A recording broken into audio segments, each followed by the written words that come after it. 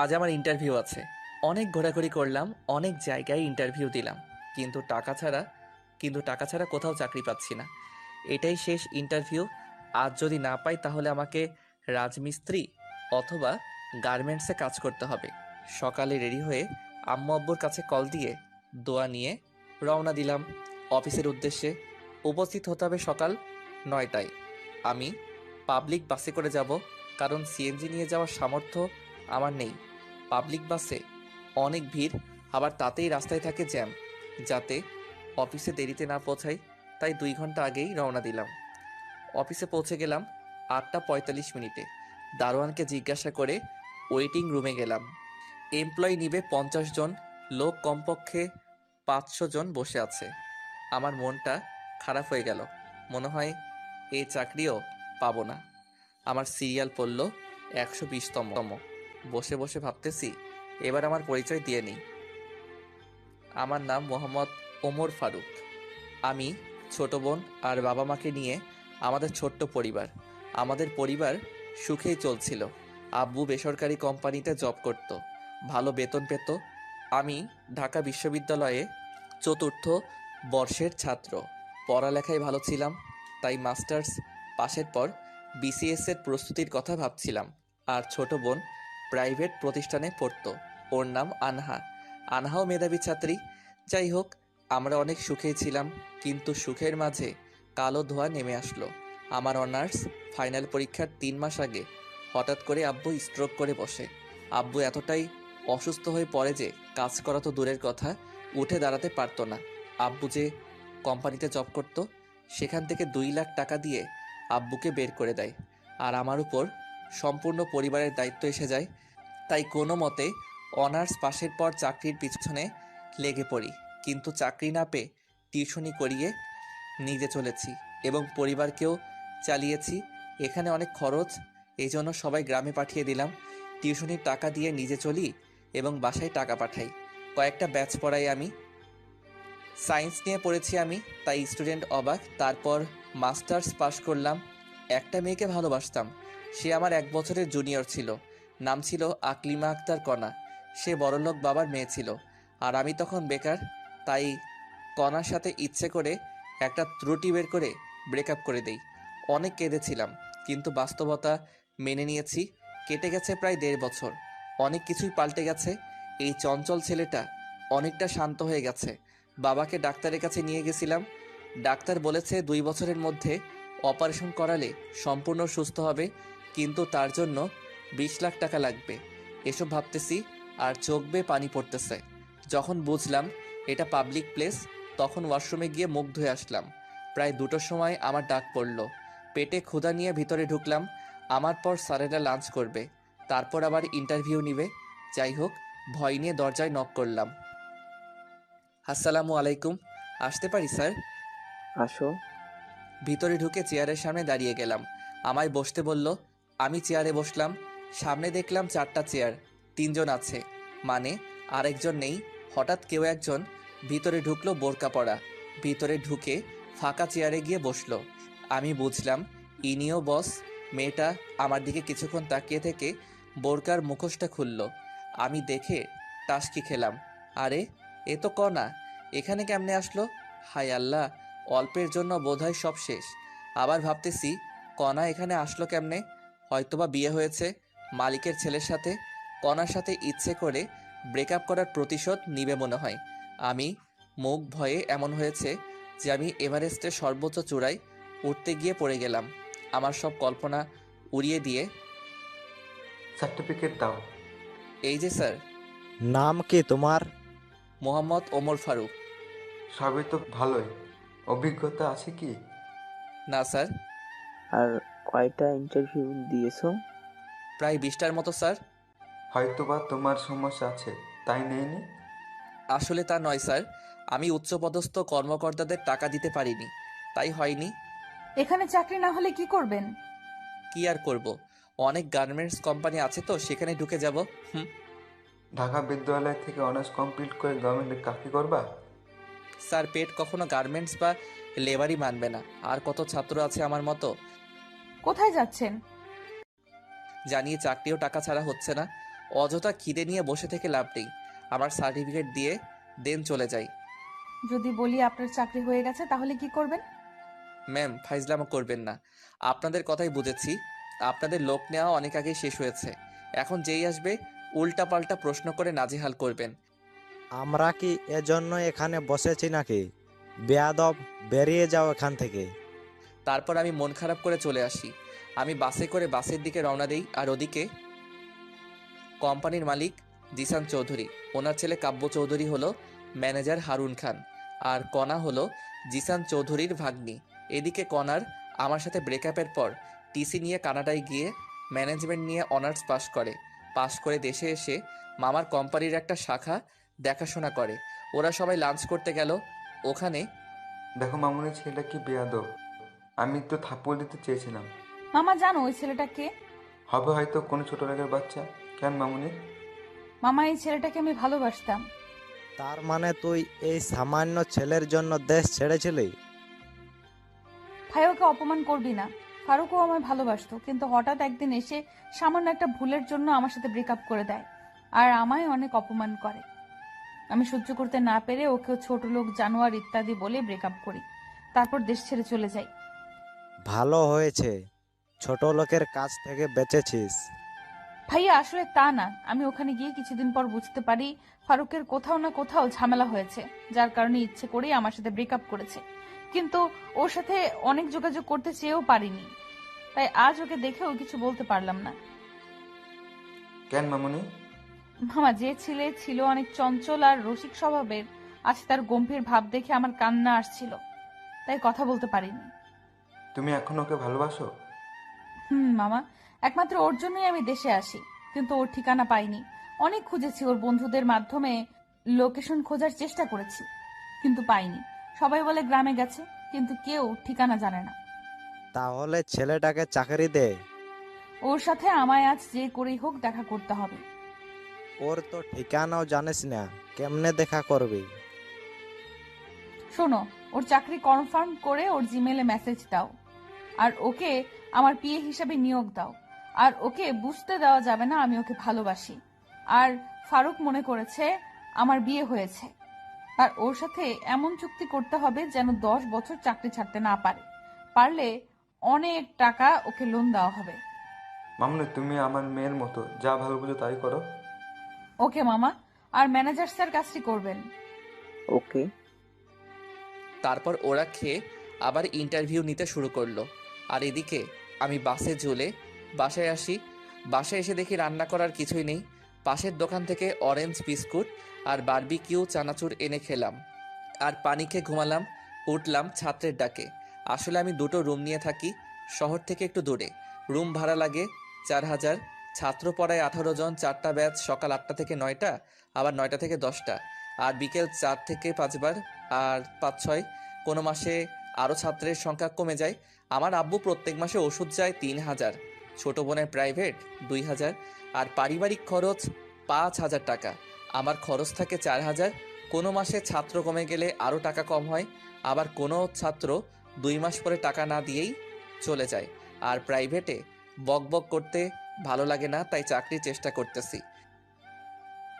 যাই হোক, প্রাইভেট শেষে বাড়িতে কল দিয়ে কথা বললাম। অন্য দিন হলে একটু হলেও পড়তে বসি, কিন্তু আর পড়তে বসতে ইচ্ছে নেই। পড়েই কি করব, তাই ফোনে অনলাইনে কাজ শেখার কোর্স নিয়ে কথা বলতেছি। তখনই একটা জিমেইল আসলো। আমি জিমেইলটা ওপেন করলাম। ওখানে লেখা যে আমার চাকরি কনফার্ম করা হয়েছে, আমাকে কালকে সকাল 10টায় দেখা করতে বলেছে। আমি মনে করলাম কণা আমায় অপমান করার জন্য এই পথ খুলেছে, তাই আমি সেদিকে মনোযোগ দিলাম না। মেসেঞ্জারে আবার ফ্রিল্যান্সিং কোর্স নিয়ে কথা বলা শুরু করলাম। কথা বলে ঘুমালাম। পরের দিন ছাত্রদের পড়ালাম সকাল 10টা পর্যন্ত। তারপর খিচুড়ি বসিয়ে দিলাম। তখন বাজে সকাল 11টা। আমার ফোনে কল আসলো। আমি প্রথমবার ধরতে পারিনি, ধরলাম দ্বিতীয়বার। আসসালামু আলাইকুম, কে বলছেন? আমি কোম্পানি থেকে ম্যানেজার হারুন বলছি। আপনাকে আজ ডাকা হয়েছে, আপনি আসেননি কেন? সরি স্যার, আমার মনে ছিল না। আপনি 30 মিনিটের মধ্যে আসেন। Okay sir. এখন কথাটা শুনে ভালো লাগলো। আমি না খেয়ে রেডি হয়ে দিলাম দৌড়। বাসে করে যেতে 11টা 50 বাজলো। আমি অফিসে ঢুকলাম। দারোয়ানের সহায়তা নিয়ে ম্যানেজারের রুমে গেলাম। স্যার আসবো কি? আসো, বসো। ধন্যবাদ স্যার। আমায় কেন ডাকা হয়েছে স্যার? তোমার চাকরি হয়েছে, কিন্তু কিছু শর্ত আছে। কি শর্ত স্যার? এটা অফিসের মালিক বলবে। চলো আমার সাথে। ওকে চলেন। তারপর ম্যানেজার স্যার আমায় জিসান স্যারের কেবিনে নিয়ে গেল। স্যার আমায় বসতে বলল। ম্যানেজার স্যার চলে গেল কেবিনে, আমি আর জিসান স্যার। তুমি কি নিয়ে পড়ছো? স্যার আমার মূল সাবজেক্ট ছিল আইসিটি, কিন্তু বিজ্ঞানের সব বিষয়ে পারদর্শী ছিলাম। তাহলে তোমার একটা কাজের দায়িত্ব দেই। কি কাজ স্যার? আসলে আমার অফিস 3টা, আর আমার সব ব্যবসা আছে, দেশের বাইরে থাকতে হয়। তাই হেড অফিসে আমার ছেলে দেখে, আর একটা শাখা আমার মেয়ে দেখে, আর একটা আমার ভাগ্নি দেখে। ও খুব ভালো স্যার। তোমার কাজের দায়িত্ব অনেক বড় হবে এবং বেতন দ্বিগুণ পাবা। কি কাজ স্যার? আমি কিন্তু কোনো অনৈতিক কাজ করতে পারবো না। আর তেমন কিছু না, তোমার কাজ হচ্ছে এই শাখার মোট খরচ কত, শ্রমিকের বেতন কত, চিপস প্রোডাক্ট সেল হলো, সেগুলো ছক তৈরি করতে হবে। এই কাজ মাসের টানা 7 দিন করলেই হয়ে যাবে। সেটা করবা আর আমার ভাগ্নির বিয়ে হতে হবে। Sorry sir. সরি কেন? স্যার সব ঠিক আছে, কিন্তু মেয়ে মানুষের বিয়ে হতে পারবো না। ভেবে দেখো, বেতন 40,000 টাকা। তোমার ডিউটি সকাল 9টা থেকে রাত 8টা পর্যন্ত। সকালে আর দুপুরে খাওয়া ভাগ্নির বাসায় খাবা। স্যার বিয়ে না হলে কি হয় না? আমার বেতন কম হলেও হবে। সরি বাবা, তাহলে তুমি আসতে পারো। স্যার আমি রাজি, ফ্রিতে পেয়েছি এটাই অনেক। এটাতে সাক্ষ্য করো। এটা কেন স্যার? ওকে স্যার, বলেই কোনো কিছু না ভেবে স্বাক্ষর করলাম। তুমি 5 বছরের আগে চাকরি ছাড়তে পারবে না, সেটার দলিল এটা করে দাও নির্ভয়। ওকে স্যার, আমি কি এখন যাব? তুমি কাল আসবা, এই কেবিনে আমার ভাগ্নি থাকবে, ওই তোমার বস হবে। সম্মান করবা তাকে, আর পাশে কেবিনটা তোমার। Okay sir. লাঞ্চের সময় আমায় কার্ড দেওয়া হলো। আমি খুশি মনে বাসায় আসলাম। সেদিন প্রাইভেট পড়িয়ে সবাইকে চাকরির কথা বললাম। ছাত্ররা সবাই পরের দিনই বেতন দিবে। যাই হোক, বাসায় কল করে জানালাম। পরের দিন সকাল সকাল হালকা খেয়ে অফিসের দিকে রওনা দিলাম। অফিসে পৌঁছে বসের কেবিনে বসকে দেখে আমি টাসকি, আমি কাকে দেখছি? এ তো আমার অফিসে সময় মতো পৌঁছালাম। আজ আমার জয়েনের দিন, আর আমার কাজ শিখিয়ে দিবে বস। আর কালকে জিসান স্যার বলেছে তার ভাগ্নি, অর্থাৎ আমাদের নতুন বস, আমায় কাজ শিখিয়ে দিবে এবং আমি বসের পিএ। তাই সবার আগে আমায় বসের রুমে যেতে হবে। আমি বসের রুমে দরজায় নক করলাম। আসতে পারি ম্যাম? বসুন। আমি ভিতরে ঢুকে বসের চেয়ারে কণাকে দেখে পুরাই শকড হয়ে গেলাম। তার মানে কণাই স্যারের ভাগ্নি? কাম সারছে। ব্রেকআপের শখ আমার মিটিয়ে দিবে।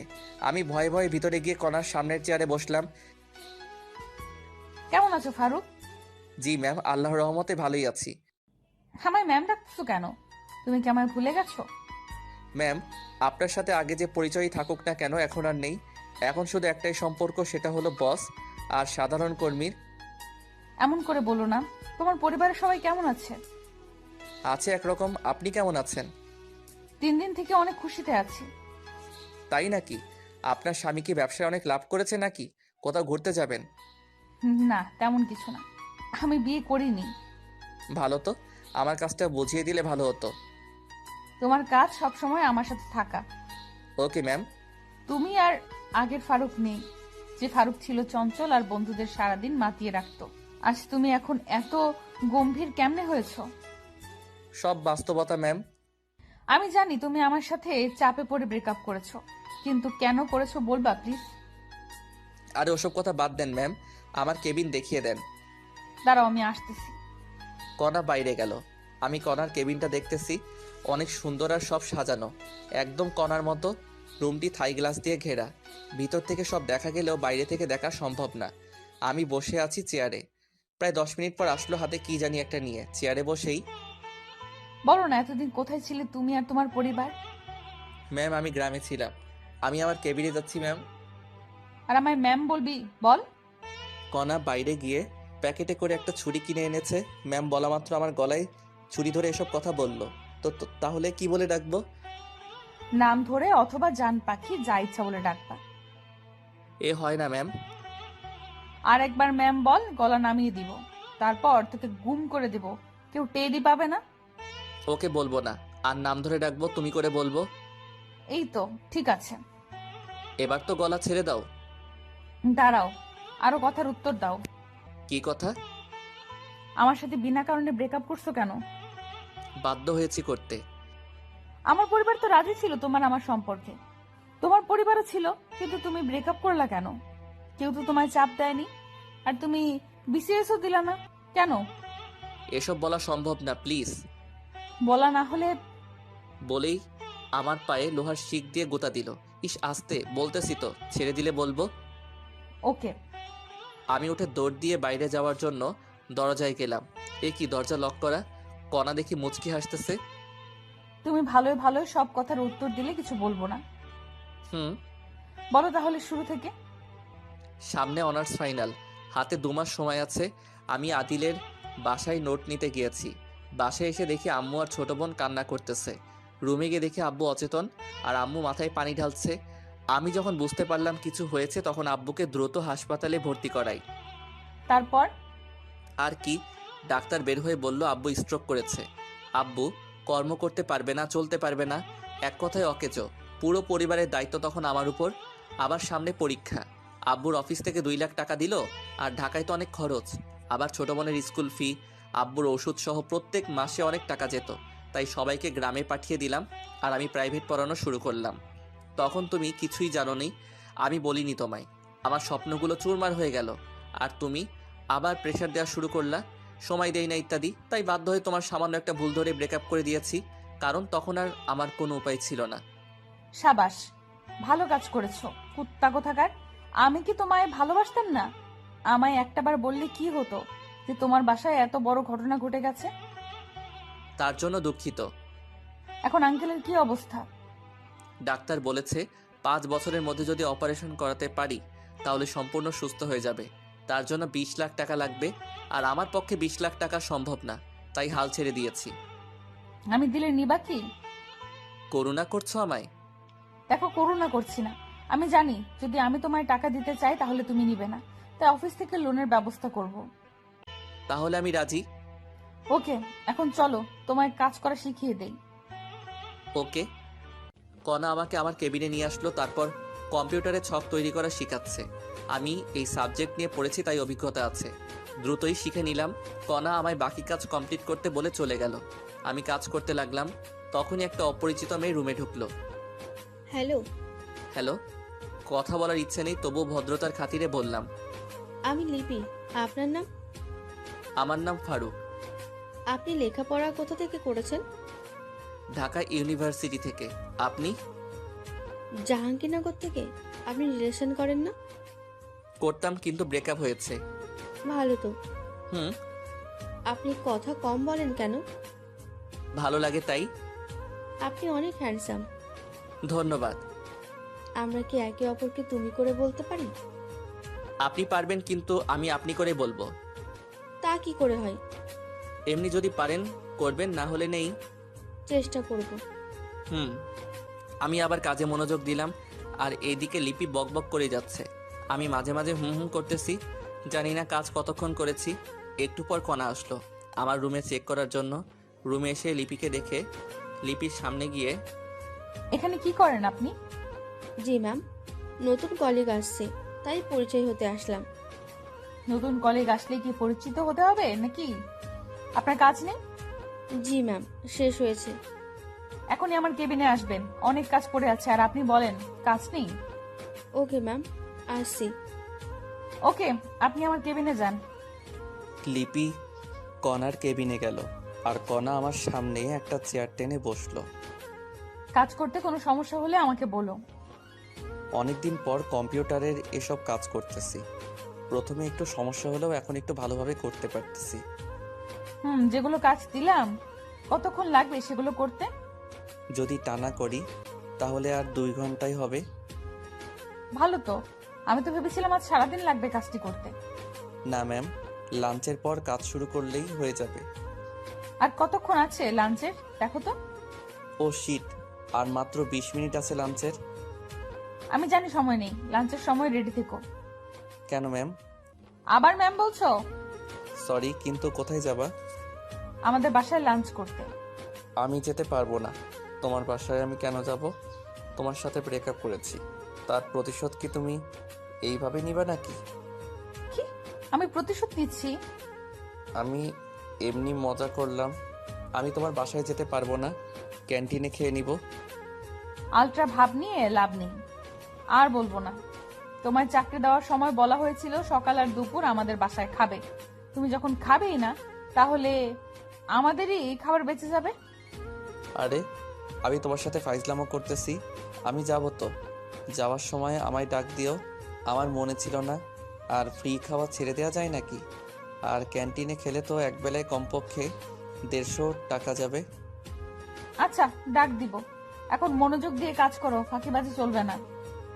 Okay ma'am. আবার ম্যাম বললা কেন? আপনি তো ম্যামের মতো করে আদেশ করলেন, তাই ম্যাম বলেছি। যাই বলো, ম্যাম বলবা না। তাহলে আপামনি বলি। কাজ করা বাদ দিয়ে একটু বসলাম, যে ফাইজলামো করি একটু। তোকে তো কণা কেবিন থেকে বেরিয়ে যাওয়ার পর আমি কাজে মনোযোগ দিলাম। আসলে আমার কাজ অল্প, সপ্তাহে একদিন যদি মনোযোগ দিয়ে কাজ করি তাহলেই হবে। বাকি 6 দিন না করলেও সমস্যা নেই। যাই হোক, আমি কাজ করতে লাগলাম। আর ওদিকে কণা নিজের কেবিনে প্রবেশ করলো। কণা দেখলো লিপি সামনের চেয়ারে বসে আছে। কণা বসের সিটে গিয়ে বসে, সরি মামা, দেরি করার জন্য। ব্যাপার না মামা, তোদের দুজনের কাহিনী এতক্ষণ সিসিটিভিতে দেখলাম। এটা কিন্তু তোর ঠিক হয়নি। যাই হোক, কেমন দেখলি মামা? সেই তুই কি কোথায় পেয়েছিস? আমি তো ক্রাশ খেয়েছি। তুই যদি না রিলেশন করিস আমায় বল, আমি এখনই প্রপোজ করব। 1 লাখে খাবি। ওকে আমি অনেক ভালোবাসি। ওর দিকে চোখ দিলে তোর আদনানকে সব বলে দিব। কল দিয়েও সমস্যা নেই। আমি ফারুককে যদি পাই তাহলে আদনানকে এমনিতেই ছেড়ে দিতাম। ওকে, তাহলে কল দিলাম। বলেই আদনানকে কল দিল। আরে পাগল নাকি? কল কেটে দে। তোর ফারুক কাকে তুই রাখ বোন। বলেই কণার হাত থেকে ফোন নিয়ে কেটে দিল। এই তো গুড গার্ল। একটু পর লাঞ্চ করতে হবে। তুই তোর কেবিনে যা, আমি বাসায় যাব। ওকে, ট্রিট কবে দিবি সে কথা বল। চিন্তা করিস না, কয়েকদিনের মধ্যে ট্রিট পাবি। ওকে মামা, আমি যাচ্ছি। ওকে। তারপর লিপি নিজের কেবিনে চলে গেল। আর কণার টেবিলের উপর থাকা একটা ফাইল মনোযোগ দিয়ে দেখতে থাকলো। এবার লিপির পরিচয় দিয়ে নেই। লিপি আর কণা এখন ঘনিষ্ঠ বন্ধু এবং দূরসম্পর্কের বোন হয়। লিপি আর কণা ভালো বন্ধু, কিন্তু অফিসে দেখে কখনো বোঝা যাবে না ওরা বেস্ট ফ্রেন্ড। লাঞ্চের সময় হলো, তখন কণা কেবিন থেকে বেরোলো। কণা নিজের কেবিন থেকে আমার কেবিনে এসে, লাঞ্চের সময় হয়েছে, যাবে চলো। চলো বলে কম্পিউটার বন্ধ করলাম। ওকে, আসো। কণা বাড়ির কাছে গেল, আমিও পিছন পিছন গেলাম। কণা ড্রাইভার কাকাকে ছুটি দিয়ে দিল। কাকাকে ছুটি দিলা কেন? তুমি চালাবা তাই। পারি না তো আমি গাড়ি চালাতে। তোমাকে গাড়ি চালানো শিখতে হবে। আমার শিখা লাগবে না, আমি ড্রাইভারই করব না। তাহলে আমার ড্রাইভার কে হবে? বুঝলাম না, কি বললে আরেকবার বলো তো। না, কিছু না। তোমার ড্রাইভার মানে কি বোঝাতে চাচ্ছ তুমি? তুমি যা বোঝো তাই। এখন গাড়িতে ওঠো, প্রচুর খিদা লাগছে, বাসায় যাওয়া লাগবে। আচ্ছা চলো। তারপর কণা ড্রাইভারের সিটে বসলো আর আমি পিছনের সিটে বসলাম। তখনই, তুমি পিছনে বসলা কেন? তাহলে কোথায় বসবো? আমাকে কি তোমার ড্রাইভার মনে হয়? সামনে বসো। আচ্ছা। আমি সামনে গিয়ে বসলাম আর কণা গাড়ি চালাতে লাগলো। প্রায় 20 মিনিট পর একটা বাড়ির সামনে আসলাম। দারোয়ান গেট খুলে দিল আর কণা গাড়ির ভিতরে ঢুকালো। বাসাটা 2 তলা, বাইরে থেকে দেখতে অনেক সুন্দর, না জানি ভিতরে আরো কেমন। যাই হোক, গাড়ি থেকে নেমে কণা বাসার ভিতরে ঢুকলো আর আমি ওর পিছনে। তখনই একজন ভদ্রমহিলা আসলো।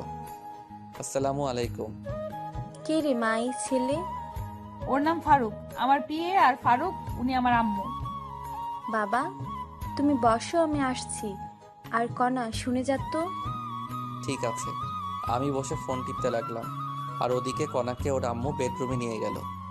কণা, এই নামটা কেন জানি তোর মুখে শুনেছি। ওমর ফারুক। ওই বজ্জাত ছেলে যে তোকে ছেড়ে চলে গেছে, সেই ছেলে এই ছেলে নাকি? আম্মু। দাঁড়া, একে এক্ষুনি ঘাড় ধরে বের করে দিব।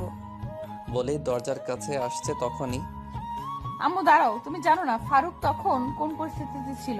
ওই পরিস্থিতিতে যে কেউ এই কাজ করতে পারে। কি হয়েছে সেটা বল তাড়াতাড়ি। শোনো তাহলে। তারপর কণা সব খুলে বলল। তুই কি ফারুককে এখনো ভালোবাসিস? আম্মু, ওর জন্যই আমি এখনো কোনো রিলেশনে জড়াইনি। ফারুক কি পরে আরো রিলেশনে গিয়েছিল? আর আমি ওকে গিয়ে বলে দিই তুই ওকে ভালোবাসিস। পাগল নাকি? তাহলে এইভাবে ধুকে ধুকে মরবি নাকি? আম্মু, ওকে অনেকদিন পর খুঁজে পেয়েছি, একটু সময় যাক। আর ওর মাথার উপর অনেক চাপ। ওকে, সমস্যা নেই, তবে একটা জিনিস মাথায় রাখবে, ভালোবাসা হারিয়ে ফেলিস না। এখন কথা না বলে জামাই আসছে, খাওয়াও আগে। মনে ছিল না? চল, টেবিলে ছেলেটা মনে হয় বসে আছে। চলো। আমি বসে আছি, তখনই কণা আর আন্টি আসলো। বাবা, দেরি করার জন্য দুঃখিত। আন্টি কি বলেন এগুলো? আমি ম্যামের শুধু পিয়ে, আমাকে সরি বলছেন কেন? আর দেরি হতেই পারে। টেবিলে বসো। বসো। আপনিও চলেন ম্যাম। চলো। রাগী ভাব নিয়ে আমার দিকে তাকিয়ে দাঁতে দাঁত চেপে কথাটা বলে টেবিলে গিয়ে বসলো। আন্টি আপনিও বসেন। না বাবা, আমি লাঞ্চ করেছি, এখন তুমি করো। আপনি করেছেন তো? হুম। যাই হোক, আর বক বক না করি। খাওয়া শেষে আন্টির হাতের পাকের অনেক প্রশংসা করলাম, কারণ মুরগির মাংস সুন্দর হয়েছিল। তারপর কণা আমাকে ওদের বাসা দেখাতে নিয়ে গেল। বাসাটা দোতলা, নিচের তলায় 3 রুম আর একটা কার রাখার জায়গা, উপরতলায় 4 রুম। উপরতলায় কণার পরিবার থাকে আর নিচতলায় ভাড়াটিয়া। কণা আমায় ছাদে নিয়ে গেল। দেখি অনেক ফুলের গাছ ওদের ছাদে। তুমি এখনো ফুল পাগলি থেকে গেলা? যাকে ভালোবাসতাম তাকেই এখন ভালোবাসি, তাহলে ফুল পাগলি কেন থাকবো না? যাক, তুমি তাহলে একজনকে পেয়ে গেছো। তাতে তোমার কি? আচ্ছা, তোমার আব্বুকে তো দেখলাম না, আর তুমি এত সুন্দর বাসা থাকতে হোস্টেলে থাকতা কেন? আসলে কি বলবো, তুমি যে বাসায় আসছো, আমার আব্বুকে দেখেছো বাসায়? না তো। আর তোমার বাবা না পুলিশ কমিশনার? অনেক ঘটনা। আব্বু মদ খেয়ে এসে অনেক খারাপ আচরণ করতো, তাই আম্মু আমায় হোস্টেলে রেখেছিল। কয়েকদিন আগে আব্বু আমার আম্মুর সাথে রাগ করে চলে যায়। 6 মাস আগে গেছে, এখনো নেই। ও হুম আচ্ছা, তোমার রুম কোনটা? ওইটা। চলো তোমার রুম দেখে আসি। না, যাওয়া যাবে না। কেন? পার্সোনাল, আমার প্রাইভেট মানুষ ছাড়া আমার রুমে ঢুকতে দিব না। হারামজাদা, আমার রুমের দেয়ালে শুধু তোমারই ফটো, দেখলে ঝামেলা করবা তুমি, তাই তোমায় রুমে নিয়ে যাব না, আর কালকে সব সরিয়ে দিব। কণা মনে মনে বলল, সরি, প্রাইভেট জিনিস আপনার। আসলে মেয়ে মানুষের রুম, আর আজ আমি গোছাইনি রুম। কালকে ঢুকবা, সমস্যা নেই। না লাগবে না, চলো অফিসে যেতে হবে। ওকে, চলো। তারপর আমরা ছাদ থেকে নিচে আসলাম। আমি গাড়ির কাছে গিয়ে দাঁড়িয়ে আছি, আর কণা ব্যাগ নিয়ে রেডি হয়ে নিচে আসলো, সাথে আন্টি। আন্টি আমার সামনে এসেই, বাবা, তোমাকে একটা কথা বলতাম। একটা কেন আন্টি? যত ইচ্ছা জিজ্ঞাসা করেন। কণা, তুই নিচে একটু দাঁড়া, আমরা আসতেছি। ওকে আম্মু। আমি আর আন্টি যাচ্ছি, তখনই, বাবা, একটা কথা বলতাম, তুমি কি আগে থেকে কণাকে চিনতে? না আন্টি। দেখো বাবা, আমার কাছে মিথ্যে বলবা না। আচ্ছা, তুমি আমার সাথে আসো। চলেন। আন্টি আমায় কণার বেডরুমে নিয়ে গেল। আমি রুমের ভিতরে প্রবেশ করলাম আর টাসটি খেলাম। আমার অনার্স প্রথম বর্ষে থাকার সময়কার সব ফটো দিয়ে কণার রুমের চারপাশ ঘেরা। তখন অবশ্য একটু পাতলা ছিলাম, মুখে দাড়ি ছিল না একটুও। এখন আমি একটু মোটা হয়েছে আর মুখ ভর্তি দাড়ি। আগের ছবি দেখে অনেকে আমাকে চিনবেই না। যাই হোক, কণার রুমে আমার যত ছবি আছে, আমার মোবাইলে বোধহয় তত ফটো নেই। তখনই, এই ফটোর ছেলেটা কি তুমি? জি আন্টি। চেনা যাচ্ছে না তোমাকে। যাই হোক, তোমার আব্বু এখন কেমন আছে? আল্লাহর রহমতে ভালো আছে। আমার মেয়েটা এখনো এই ছবি প্রত্যেক দিন বের করে কাঁদে। বালিশের নিচ থেকে একটা ফটো দেখালো। ওই ফটো আমি আর কণা একটা স্টুডিওতে তুলেছিলাম। আন্টি, আপনার মনের ভুল। কণার আর আমার ব্রেকআপ অনেক আগেই হয়েছে। সেটাই শুনেছি। কণা তোমার থেকে ফিরে আসলে ওকে মেনে নিবা না? আন্টি, আমি চাই কণা সুখে থাকুক, আর সুখে থাকার জন্য দরকার টাকা। আমার কাছে তো টাকা নেই, আর আমি কণার যোগ্য না। কণা অনেক ভালো পাত্র পাবে, আমি নিশ্চিত। বিসিএস ক্যাডার তো পাবেই, অনেক সুখে থাকবে। টাকা দিয়ে হবে বলো বাবা? আন্টি, আবেগ দিয়ে জীবন চলে না, বাস্তবতা মেনে নিতে হয়। নিচে চলো বাবা। চলেন। তারপর আন্টি সহ নিচে আসলাম। কণা গাড়ির ওখানে দাঁড়িয়ে কার সাথে যেন কথা বলছে। আমরা যাওয়া মাত্র কল কেটে দিয়ে রেখে দিল। কি হয়েছিল আম্মু? কনা, আজ তোর অফিসে যাওয়া লাগবে না। কেন? কেন? আজ আমার মন ভালো নেই, তাই গল্প করব। ম্যাম, আমি তাহলে যাই? তোমার অফিসে যাওয়া লাগবে না। তাহলে বাসায় যাই। না, চলো উপরে। ওকে। তারপর আমি, আন্টি আর কণা উপরে গিয়ে বসলাম। কণা আমার পাশে এসে বসলো। আন্টি আমাদের সামনে নাস্তা দিয়ে কোথায় যেন গেল। আমি টিভিতে খবর দেখায় মনোযোগ দিলাম। আন্টি আসলো 15 মিনিট পর, এসেই সোফায় বসলেন। তখন, আচ্ছা বাবা, তুমি থাকো কোথায়? জি এই সামনেই, এখান থেকে 2 কিলোমিটার হবে। খাওয়া দাওয়া করো কোথায়? হোটেলে বা ফুটপাতে। এইভাবে ফুটপাতে খেলে তো শরীর খারাপ করবেই। জানি সেটা। বাবা, আমাদের বাসায় একটা রুম ফাঁকা আছে, ওই রুমে থাকতে পারো। ধন্যবাদ, কিন্তু আমার এত টাকা দিয়ে থাকা হবে না, আমি ওখানেই ভালো আছি। তোমার ভাড়া আর খাওয়ার টাকা কিছুই লাগবে না, সব আমার সাথে। মনে করব তুমি আমাদের পরিবারের একজন সদস্য। করুণা করছেন আপনারা। করুণা না বাবা, আমাদের কিছু কাজ করে দিতে হবে। কি কাজ আন্টি? কনার তো অফিসে থাকে, আর বাজার আরো অন্যান্য কাজ আমায় করতে হয়। বাজার করা আরো টুকটাক কিছু কাজ করে দিতে হবে তোমায়। আর আমার মেয়েটাকে একটু সময় দিবে। আমি রাজি। আমি সারাদিন কণার সাথেই থাকি। এখন আরেকটু সময় দেয়া লাগবে, তখন আমার 10,000 টাকা সেভ হবে। আমার থাকা আর খাওয়া 10,000 যায়, তাই রাজি হলাম। কবে আসবা তুমি? কয়েকদিন যাক, তারপর। ওকে। তোমরা বসে গল্প করো, আমি খিচুড়ি রান্না করি। ওকে আম্মু, তার আগে আমাদের 2 মগ কফি বানিয়ে দাও। আচ্ছা, দিচ্ছি। আন্টি রান্নাঘরে গেল, আর কণা আমায় ওর বেডরুমে নিয়ে গেল। আমি ওর বেডরুমে গিয়ে, কণা এগুলো কি? এই ছেলেটাকে ভালোবাসতাম। ওটা তো আমার ফটো, আর তোমার সাথে তো আমার ব্রেকআপ হয়ে গেছে, তাহলে ফটোগুলো রাখছো কেন? সেই ছেলেটাকে যে এখনো পাগলের মতো ভালোবাসি। তোমার ঢং। বলেই চেয়ার টেনে নিয়ে ফটোগুলো ছেঁড়ার জন্য হাত বাড়ালাম। যদি একটা ফটো ছিল, তোমার অবস্থা খারাপ আছে। প্লিজ এমন পাগলামো করো না, তোমার আম্মু জানতে পারলে ঝামেলা হয়ে যাবে। আম্মু সব জানে।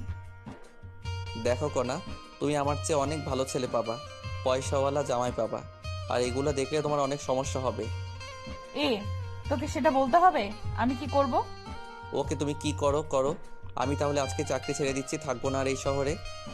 সেই সুযোগ নেই চান্দু। দেখা যাবে। বলেই আমি চলে আসতে ধরলাম, তখনই কণা আমার হাত টেনে ওর বিছানায় বসালো। 5 বছরের এগ্রিমেন্টের কথা মনে আছে? যদি চাকরি না করো, কমপক্ষে 2 বছরের জেল হয়ে যাবে। হলেও সমস্যা নেই, কি করবে আমায়? এখন যে চাকরির হাহাকার, 2 দিন পরে অন্য লোক পেয়ে যাবে। যদি জেল হয়, তোমার পরিবারের কি হবে ভেবে দেখেছো? হুম। তাহলে কি করবা? আমি চাকরি করব। এই তো, গুড বয়। কিছুক্ষণ আমরা দুজনে চুপ করে আছি। নীরবতা ভাঙলো আন্টির কফি আনার কারণে। আন্টি কফি দিয়ে গেল। কণা আর আমি কফি পান করতেছি, তখনই, কণা, তুমি যেটা ভাবছো সেটা সম্ভব নয়। তুমি অন্য কাউকে ভালোবাসো? আমিও তোমাকে অনেক ভালোবাসতাম, কিন্তু আমি পরিস্থিতির শিকার। আমি জানি, আর আমি তোমার আব্বু আর হবু শ্বশুরের চিকিৎসা করাবো। তুমি আবার কিছুদিন পর খোটা দিবা। আমায় কি এমন মনে হয় তোমার? কয়েকদিন সময় দাও আমায়। ওকে, চলো ছাদে যাই।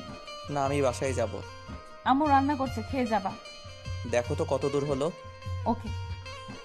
কণা নিচে চলে গেল, আর আমি ভাবতেছি কণাকে আমারই আগে পছন্দ হয়েছিল, তারপর ভালোবেসেছিলাম। অনেকদিন পিছনে ঘুরেছি, অনেক থাপ্পড়ও খেয়েছি, তবুও বেহায়ের মতো পিছনে ঘুরতাম। আর ওদিকে কণাও চুপি চুপি আমার সব ইনফরমেশন বের করেছিল। পরে রাজি হয়, শুরু হয় আমাদের প্রেম। 1 বছর চুটিয়ে প্রেম করি, একে অপরকে ছাড়া কিছুই বুঝতাম না। একদিন দেখা না করলে আমায় মার খেতে হতো, আর আমার অধিকাংশ পোশাক কণাই গিফট করত। আমার পরিবারের সবার জন্যই করতো গিফট। আমি কণাকে কিছু দিতে পারিনি। কণা আমার হাত খরচ, রেস্টুরেন্ট বিল সব দিত। আমাদের রিলেশনের কথা আমার পরিবার জানতো এবং মেনেও নিয়েছিল। কণার পরিবারও জানতো। অনার্স পাশের পর দেখা করতে চেয়েছিল। তারপর আব্বুর ঘটনার পর আর দেখা করতে পারতাম না। টিউশনি শুরু করি, যেটা কণা জানতো না। প্রত্যেক দিন দেখা করতে যাওয়া আমার সমস্যা হচ্ছিল, তাই ভালোবাসাকে বিসর্জন দিয়েছিলাম। ব্রেকআপের দিন কণা আমায় অনেক অপমান করে চলে যায়। ব্রেকআপের পর টানা 15 দিন রুম থেকে বের হইনি। পরে ব্রেকআপের কথা শুনে আম্মু রাগ হয়েছিল, কিন্তু করার কিছু নেই, বাস্তবতা মেনে নিতে হবে। কিছুদিন পর ভার্সিটি গিয়েছিলাম, সেখানে শুনেছিলাম কণা দেশের বাইরে গেছে। আফসোস হয়েছিল, কিন্তু মেনে নিয়েছিলাম। আমি কখনো ভাবিনি ওর সাথে আমার দেখা হবে, কিন্তু বিধাতা দেখা করিয়েই দিল। প্রথম দিন অফিসে ওকে দেখে জড়িয়ে ধরতে ইচ্ছে করছিল, কিন্তু আমি আর আগের সেই ছেলেটা নেই, নিজেকে বদলিয়ে নিয়েছি। এসব ভাবতেছি আর চোখের কোণে পানি এসে গেছে। তাড়াতাড়ি চোখের পানি মুছলাম। স্বাভাবিক হওয়ার জন্য ফোন টিপতে লাগলাম। কণা আসলো, এসেই ফ্রেশ হতে বলল। আমি ফ্রেশ হয়ে খিচুড়ি খেয়ে নিলাম। অনেক সুন্দর হয়েছিল খিচুড়ি, পেট ভরে খেলাম। কণা আবার রাতের জন্য বাটি ভর্তি করে খিচুড়ি দিল জোর করে। আমি সন্ধ্যার সময় ওদের বাসা থেকে রওনা দিলাম। বাসায় আসতে 20 মিনিট লাগলো। বাসায় এসে দেখি ছাত্র বসে আছে মাসের বেতন দেবার জন্য। ছাত্ররা চলে গেল, ওদের ভালো করে পড়াশোনা করতে বললাম। ছাত্ররা চলে গেলে আম্মুর কাছে কল দিলাম। হ্যালো আম্মু, কেমন আছেন? কি আর ভালো বাবা, তোর আব্বুর চিন্তায় আরো আমি শেষ। তোর আব্বুর ঔষধ শেষ হয়েছে 2 দিন আগে। কল দিতে পারেন নাই? ঔষধ শেষ হওয়ার আগেই কল দিবেন। আমি ভাবলাম তোর কাছে টাকা নাই, তাই দেইনি। আমি টাকা পাঠিয়ে দিচ্ছি। আচ্ছা দে, তুই বাসায় কবে আসবি বাবা? কিছুদিন যাক। আচ্ছা, আর সাবধানে থাকিস। আর তোর আব্বুর অপারেশন করার কথা মাথায় আনিস না, কারণ অত টাকা ম্যানেজ করতে তুই নিজেকে শেষ করে দিস না। চুপ করো তো। আচ্ছা, রেখে দে। আচ্ছা। ফোন রেখে দিয়ে ঘুমিয়ে পড়লাম। পরের দিন আবার অফিসে গেলাম, দেখলাম কণা এখনো আসেনি। আমি আমার কেবিনে বসলাম আর কালকের বাকি কাজ করতে লাগলাম। কিছুক্ষণ পর কণা আসলো, এসেই ওর কেবিনে না গিয়ে আমার কেবিনে আসলো। কি করো? কালকের বাকি কাজ করতেছি। সাবাস, দাঁড়াও, তোমায় আরো কাজ দিচ্ছি। আচ্ছা দাও। কণা এসে আমায় একটা লিস্ট দিল। এটা কি? মাসের শুরু এখন, এতদিন আয়ের হিসাব করে ফাইল বানিয়েছো, এখন কর্মচারীদের বেতনের ফাইল বানাও, ভুল যেন না হয়। ওকে। আমি কি এখানে থাকবো? না, তুমি তোমার রুমে যাও, কেউ দেখলে অন্য কিছু ভাববে। ওরে আমার লজ্জাবতী। কণা চলে গেল, আমি আবার কাজে মনোযোগ দিলাম। কিছুক্ষণ পর আমি ওয়াশরুমে গেলাম। সেখান থেকে আসার পথে একটা মেয়ের সাথে ধাক্কা খেলাম। সরি। ব্যাপার না, আপনি কি নতুন নাকি?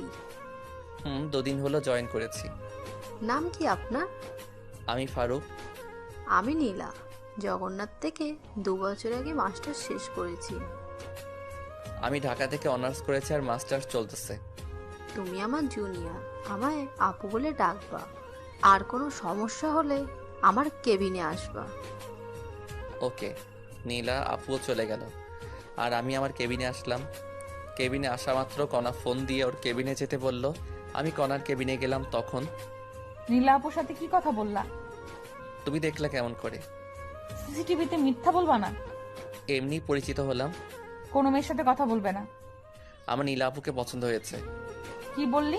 আরেকবার বলতো। আরে না, এমনি বললাম। ভালো তো। বলে চেয়ার থেকে উঠে দরজা লাগিয়ে আমার কাছে এসে টেবিলের উপর বসলো। এই কি করো? আমায় কিস করো। পাগল নাকি তুমি? কি বলছো এসব? কিস করবা না, তাই না? কণা আমায় আকস্মিক লিপ কিস শুরু করে দিল। জীবনের প্রথম এমন ফিলিংস হলো আমার, আর আমি নিজেকে ধরে রাখতে না পেরে রেসপন্স শুরু করলাম। আমি তো শুধু মধু খাচ্ছি। হঠাৎ কণা আমায় ধাক্কা দিয়ে সরিয়ে দিয়ে নিজে চেয়ারে গিয়ে বসলো। আমি তখন বুঝতে পারলাম এতক্ষণ কি করলাম। আমি তো অনেক লজ্জা পেয়েছি। লজ্জায় মাথা নিচু করে বসে আছি। কেমন লাগলো মহারাজ? চুপ করো। ভার্জিন ছেলেটাকে এভাবে ধর্ষণ করলা? বলি বাবালি, আমার ছোট্ট খোকা। আরেকবার দিবা এই মিষ্টি? তবে রে।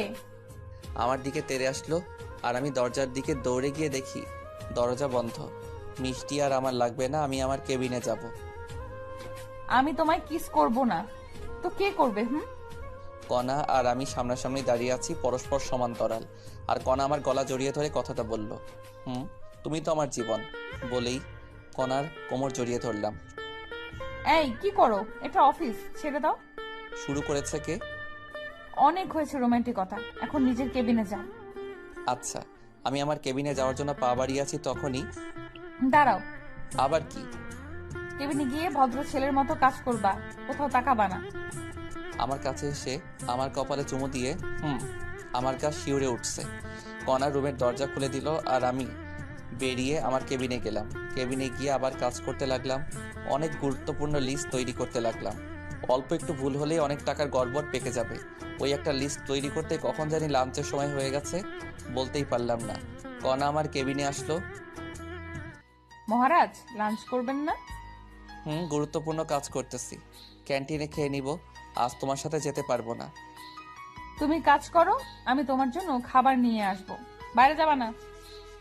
আচ্ছা, আর একটা লিস্ট তৈরি করতেছি। আচ্ছা। কণা চলে গেল। মোবাইলে দেখলাম 1:25 বাজে। আবার কাজে মন দিলাম, আরও একটা লিস্ট তৈরি শেষ করলাম। সকাল থেকে 2টা কমপ্লিট করেছি, আর তৃতীয়টায় গিয়ে মাথা কাজ করতেছে না, তাই বসে ফোন টিপতেছি আর কণার জন্য অপেক্ষা করতেছি।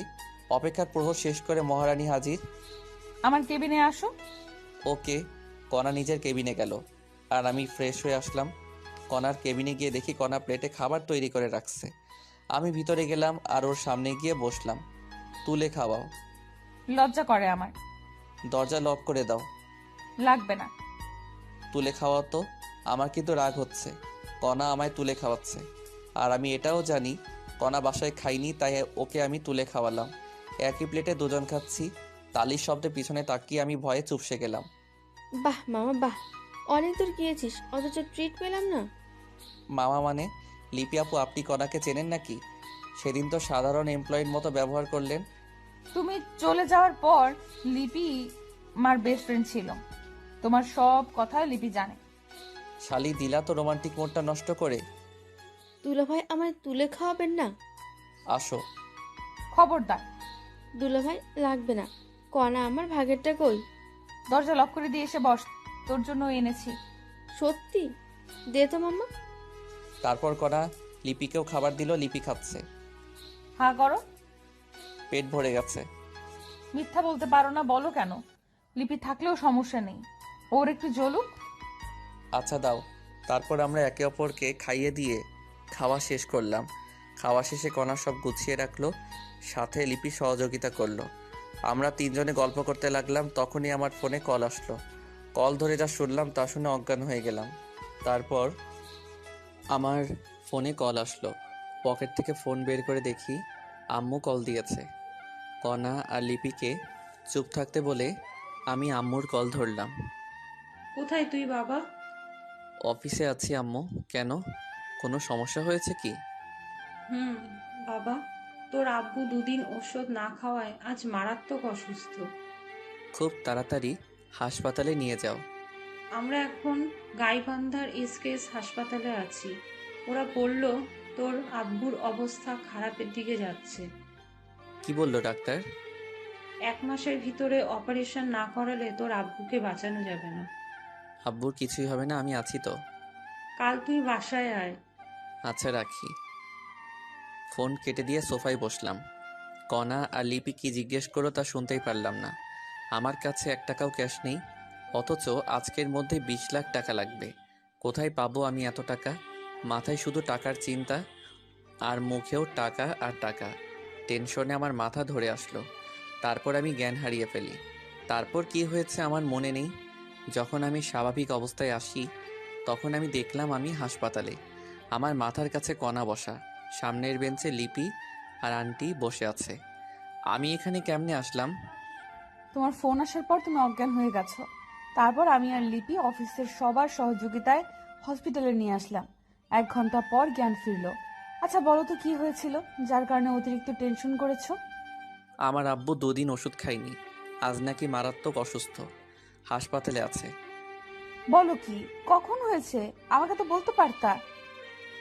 প্লিজ, তুমি যে করেই হোক 20 লাখ টাকা ম্যানেজ করে দাও। তুমি যা বলবা আমি তাই করব। আব্বুর কথা মনে হওয়া মাত্র কণার পা ধরে কথাটা বললাম। টাকা দিয়ে কি করবা? আব্বুর অপারেশন 1 মাসের মধ্যে না করলে বাঁচাতে পারবো না। প্লিজ ব্যবস্থা করো। তোমার আব্বু এখন কোথায় আছে? গাইবান্ধার একটা প্রাইভেট হাসপাতালে। তুমি এখনই অ্যাম্বুলেন্স করে আমার শ্বশুর শাশুড়ি আর ননদকে ঢাকায় আসতে বলো।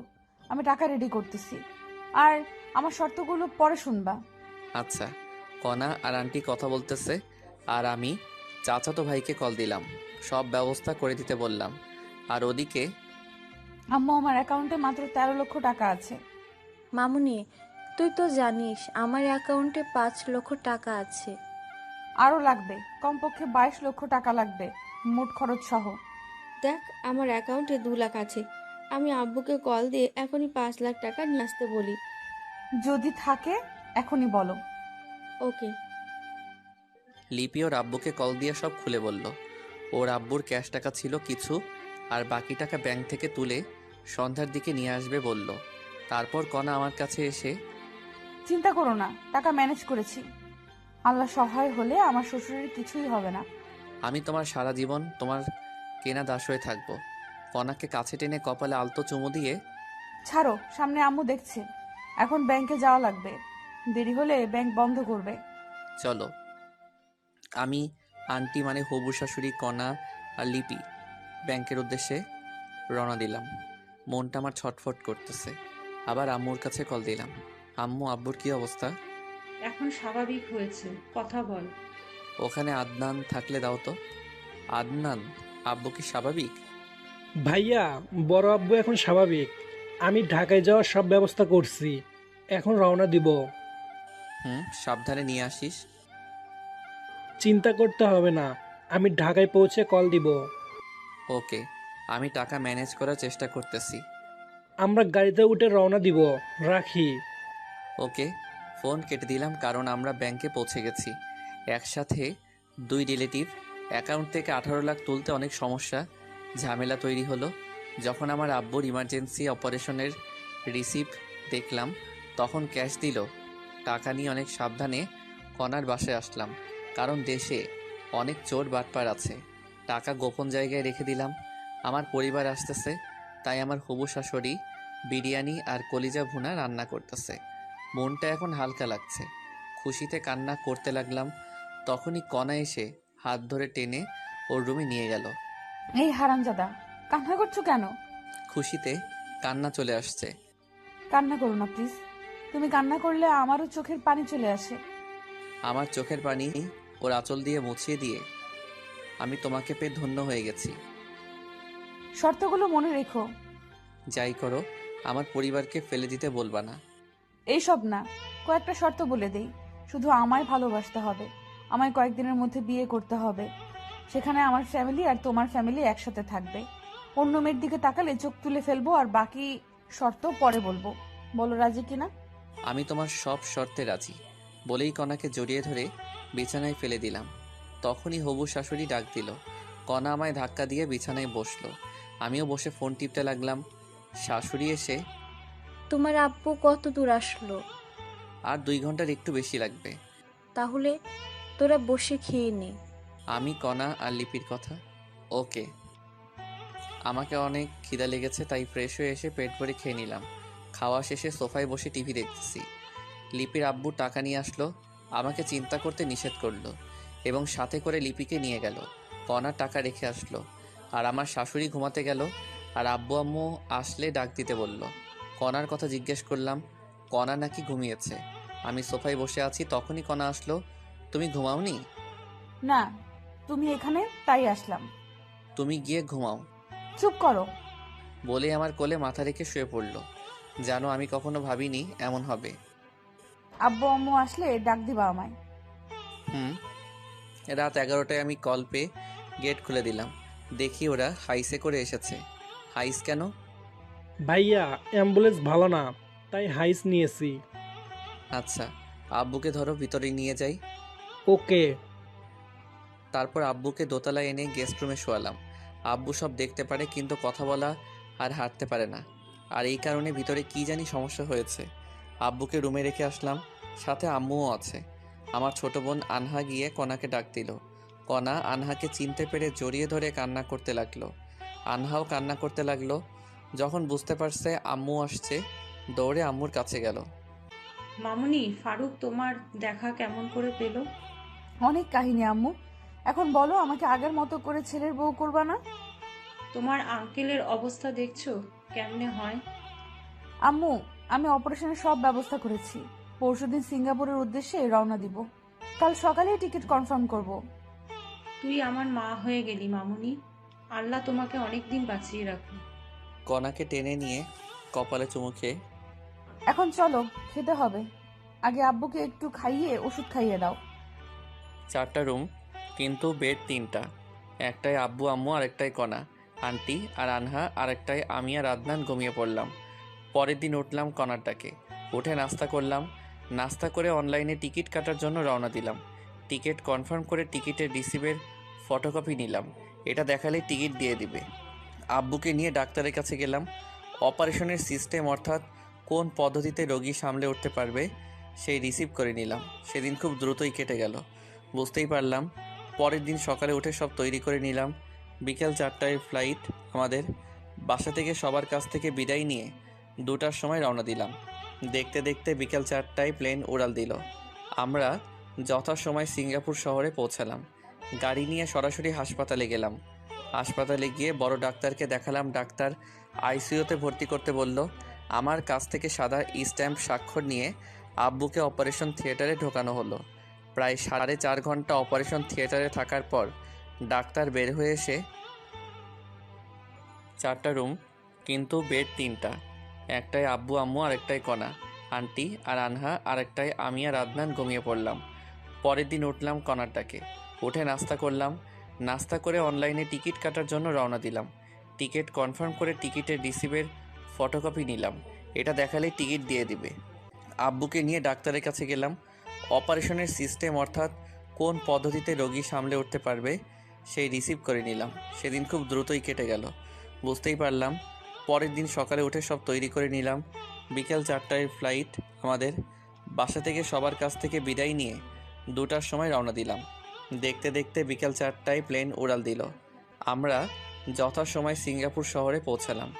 গাড়ি নিয়ে সরাসরি হাসপাতালে গেলাম। হাসপাতালে গিয়ে বড় ডাক্তারকে দেখালাম। ডাক্তার আইসিইউতে ভর্তি করতে বলল। আমার কাছ থেকে সাদা স্ট্যাম্প স্বাক্ষর নিয়ে আব্বুকে অপারেশন থিয়েটারে ঢোকানো হলো। প্রায় 4.5 ঘন্টা অপারেশন থিয়েটারে থাকার পর ডাক্তার বের হয়ে এসে, আব্বুকে নিয়ে আমি আর কণা বাংলাদেশের নামকরা বেসরকারি হাসপাতালে গেলাম। ডাক্তার কণার পরিচিত হওয়ার সুবাদে সিরিয়াল খুব তাড়াতাড়ি পেয়ে গেলাম। ডাক্তার অনেক সতর্কভাবে আব্বু চেক আপ করলো। আব্বুর শরীর এখন কেমন আর আব্বুর শরীর কোন ধরনের অপারেশন সহ্য করতে পারবে, সে অনুযায়ী একটা রিসিপ্ট তৈরি করলো। সেদিন আরও কিছু কাজ করলাম। দিনটি কেমনে কেটে গেল বুঝতেই পারলাম না। পরের দিন আবার সেই হাসপাতালে গেলাম। এই হাসপাতালের মাধ্যমে আমরা সিঙ্গাপুর যাব, আর ওখানে যা কাজ করা লাগবে সব এই ডাক্তাররাই করবে। আমরা সকাল 10টায় গেলাম হাসপাতালে। আবার রিসিপ্ট নিয়ে ব্যাংকে গিয়ে 20 লাখ টাকা ডোনেট করলাম। টাকা ডোনেট করার পর রিসিপ্ট নিয়ে বাসায় আসলাম। আমাদের বিকেল 4টায় ফ্লাইট, তাই আমরা রেডি হলাম। টিকিট অবশ্য কাটা ছিল আমাদের। আমরা রওনা দিলাম দুপুর 2টায়।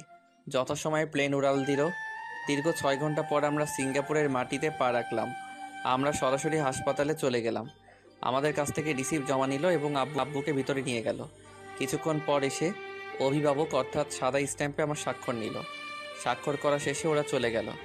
অপারেশন শুরু হলো। আমরা বাইরে দাঁড়িয়ে আছি। আম্মু তো শুধু কান্নাই করছে, থামছেই না কিছুতেই। আমারও কান্না আসতেছে, কিন্তু আমায় শক্ত হয়ে থাকতে হবে। আমি যদি কান্না করি তাহলে আম্মুকে আটকানোই যাবে না। আমি শুধু মনে মনে আল্লাহর নাম নিচ্ছি। আম্মু কান্না করতে করতে ক্লান্ত হয়ে বেঞ্চের উপর ঘুমিয়ে পড়েছে। কণা আম্মুর মাথা নিজের কোলে রেখে বসে আছে, আর আমি অপারেশন থিয়েটারের দরজার সামনে দাঁড়িয়ে আছি। আমার চোখের কোণে পানি এসে গেছে। আব্বুর কিছু কথা আমার মনে উঠে গেল। যাই হোক, প্রায় 3 ঘন্টা পর একজন দরজা খুলেই, কে আপনি? আমি রোগীর আত্মীয়। কেন? একটা ভালো খবর আছে। কি সেই খবর স্যার, বলেন একটু। অপারেশন সাকসেসফুল, রোগী সম্পূর্ণ বিপদমুক্ত ইনশাল্লাহ। সত্যি আব্বুর কিছু হয়নি? এখন দেখা করতে পারবো না, রোগীর জ্ঞান ফিরতে সময় লাগবে কমপক্ষে 48 ঘন্টা। আর রোগীকে ঘুমানোর ইনজেকশন দেওয়া আছে, ডিস্টার্ব করবেন না রোগীকে। ভিতরে গিয়ে দেখি সিনিয়র ডাক্তার সহ আরো 5 জন দাঁড়িয়ে আলোচনা করতেছে। Okay sir. আর শোনো, তোমার আব্বু একা হাতে 10 দিনের মতো সময় নেবে, কিন্তু কণ্ঠস্বর ঠিক রয়েছে। জ্ঞান ফেরা 24 ঘন্টার ভেতরে কথা বলতে পারবে ইনশাল্লাহ। ও আচ্ছা স্যার। আমার চেম্বারে আসো, কিছু ওষুধ লিখে দিচ্ছি, 1 মাস খাওয়াতে হবে। ওকে চলেন। বিশেষ দ্রষ্টব্য, সব কথা ইংরেজি দিয়ে বলেছি আমরা। তারপর আমি ডাক্তারের কেবিনে গেলাম। ডাক্তার আমাকে কিছু নির্দেশনা দিলেন। সেগুলো হলো, আব্বুকে কখনো প্রেশার দেওয়া যাবে না, কোনো টেনশন করা যাবে না। সুস্থ হলে সব কাজ করতে পারবে, সেক্ষেত্রে কোনো সমস্যা হবে না। আর আব্বুর জ্ঞান ফিরবে 48 ঘন্টার মধ্যে। কয়েকদিন কথা বলতে পারবে না, আর কয়েকদিন হেঁটে নিয়ে বেড়াতে হবে, যেমন করে আমরা ছোট বাচ্চাদের হাঁটা শিক্ষা দেই। আর কিছু ওষুধ লিখে দিলেন, যেগুলো কমপক্ষে 6 মাস সেবন করতে হবে। যাই হোক, আম্মু কান্না করতে করতে ক্লান্ত হয়ে ঘুমিয়ে পড়েছে। আব্বুর যে অপারেশন শেষ হয়েছে সে কথা আম্মু আর কণা এখনও জানতে পারিনি। তাই ডাক্তারের কাছ থেকে প্রেসক্রিপশন নিলাম। সেখান থেকে আম্মু আর কণা যেখানে বসে আছে সেখানে গেলাম। আম্মুকে ডেকে তুললাম, সাথে কণা উঠল। আম্মু ঘুম ভাঙা মাত্র, বাবা তোর আব্বু কোথায়? ভিতরে আছে। অপারেশন তো শেষ হয়েছে তাই না? মোবাইলে সময় দেখে বলল, হুম, অপারেশন শেষ হয়েছে। তোর আব্বু কোথায় সেটা আগে বল। ভিতরে আছে। অপারেশন সাকসেসফুল হয়েছে। 48 ঘন্টা আব্বুকে ডিস্টার্ব করা যাবে না। সত্যি বাবা? আমি শুধু দেখেই চলে আসবো, আমাকে নিয়ে চল বাবা। আমিও যাব। চলো, কিন্তু শব্দ করলে আব্বুর মাথার সমস্যা হতে পারে। আচ্ছা। তারপর আমি কেবিনে ঢুকলাম, সাথে আম্মু এবং কণাও আছে। কণা ঢুকে আব্বুর পালস চেক করলো, আর আম্মু ঢুকে আব্বুর শরীরে হাত রেখে দেখলো। তারপর, আম্মু এবার বাইরে চলো। আমি বাইরে যাব না বাবা, তোরা বাইরে যা। সমস্যা হতে পারে আম্মু। বললাম কোনো সমস্যা হবে না, আমি কোনো শব্দ করব না। আচ্ছা বসে থাকো, আমরা বাইরে আছি। আব্বুর পাশে একটা চেয়ার এনে আম্মুকে বসিয়ে দিয়ে আমাদের উদ্দেশ্য করে, বাবা তোরা দুজন কিছু খেয়ে আয়। আচ্ছা। আম্মু কেবিনে বসে আছে, আমি আর কণা বাইরে আসলাম। তখন, এই তোমার কার্ডে কি টাকা আছে? আমি রেখে দিয়েছি। ও, রেখে দাও, টাকা লাগতে পারে। বলেই আমি বাইরে যাওয়ার জন্য পা বাড়ালাম।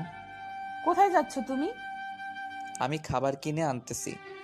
দাঁড়াও, মিথ্যে বলতে পারো না, বলো কেন? মিথ্যা বললাম কখন আমি? জানি তোমার কাছে কোনো টাকা নেই, এখান থেকে খাবার নিয়ে আসিও। আমার হাতে ওর ডেবিট কার্ড দিয়ে, আচ্ছা তুমি কোথায় থাকবা? আসলে আমার কাছে 5,000 টাকা ছিল মাত্র। কোথায় আবার? আম্মুর সাথে। ওকে। কণা আম্মুর কাছে গেল, আর আমি বাইরে গেলাম। সেখানে ভাত না পেয়ে বিরিয়ানি নিয়ে আসলাম। 4 প্যাকেট বিরিয়ানি নিয়ে আসলাম। এসেই আম্মু এদিকে এসে তুলে খাওয়াও আমাদের। আচ্ছা চল। তারপর আম্মু আমাকে আর কণাকে খাইয়ে দিচ্ছে, আর আমরা দুজন আবার আম্মুকে খাওয়াচ্ছি। খাওয়ার এক পর্যায়ে, আজ আমি অনেক খুশি। আমরাও। আজ আব্বুর অপারেশন হয়ে অনেক শান্তি লাগছে। সেটাই। কণা টাকা না দিলে সেটা হতো না কখনো। তোর আব্বু সুস্থ হলে তোদের বিয়ে দেব। আগে আব্বু সুস্থ হোক তো। মেয়েদের মতো লজ্জা পাস কেন? আচ্ছা মামনি, 3-4 মাস পর বিয়ে হলে কোনো সমস্যা হবে তোমার? আম্মু আপনারা যখন দেবেন আমি তখনই রাজি, কিন্তু বাসায় গিয়ে ওর সাথে আমার রেজিস্ট্রি করে রাখতে হবে। আচ্ছা মামনি, আমরা একটু সামলে উঠি। আর শোনো, তোদের তো কাল রাতের ঘুমও হলো না। এখানে যে ব্রেঞ্চ আর ফাঁকা বেড আছে, ওখানে ঘুমিয়ে পড়ো। আচ্ছা। তারপর আমরা অনেক কষ্টে ঘুমালাম। ঘুম থেকে উঠলাম পরের দিন সকালে। সেই দিনটাও কেটে গেল। পরের দিন উঠে ভালো লাগছিল না, তাই কণাকে নিয়ে বাইরে গেলাম। একটা পার্কে আমি আর কণা বসে আছি। তখন, আচ্ছা বলো তো, তোমার শর্তগুলো পূরণ করতে হবে না? যখন তুমি আমার কথা শুনবা না তখন বলবো। আমাকে কাছে টেনে নিয়ে আমার কপালে আলতো করে একটা চুমু দিয়ে বলল, আচ্ছা, বলেই জড়িয়ে ধরলাম। তখনই কণা একটা আইসক্রিমের ভাসমান দোকান দেখে আইসক্রিমের বায়না ধরল। মহারানী আইসক্রিম খাবে। আমি আইসক্রিম এনে দিলাম। আইসক্রিম আমার একেবারে অপছন্দ। আমাকেও খেতে বলল, কিন্তু আমি খেলাম না। কণা আইসক্রিম খাচ্ছে ছোট বাচ্চাদের মতো করে। খাওয়া শেষে ঠোঁট চারপাশে আইসক্রিম লেগে আছে। তোমার ঠোঁট মুছে ফেলো। আমি পারবো না। দেখো ঠোঁট পরিষ্কার করো, না হলে ঠোঁট কামড়ে ছিঁড়ে ফেলবো কিন্তু। ছিঁড়ে ফেলো, তোমার জন্যই তো রাখা। তারপর আর কি লাগে, ফায়দা যাকে বলে। কণাকে লিপ কিস করতে লাগলাম। কণাও আমাকে জড়িয়ে ধরলো। ওর ঠোঁটে আর এক বিন্দু আইসক্রিম লেগে নেই, তবুও আমি ছাড়লাম না ওকে। তারপর ধীরে ধীরে গলায় কিস করলাম। তখনই কণা কেঁপে উঠে আমায় জড়িয়ে ধরলো। আমিও আবার শুরু করলাম।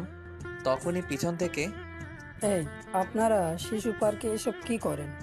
জরিমানা ধরা হবে কিন্তু। ইংরেজি দিয়ে বললেন কথাগুলো। দুঃখিত, আমরা যাচ্ছি। তারপর আরও কিছুক্ষণ ঘুরলাম। সন্ধ্যার দিকে আম্মুর জন্য খাবার নিয়ে হাসপাতালে আসলাম।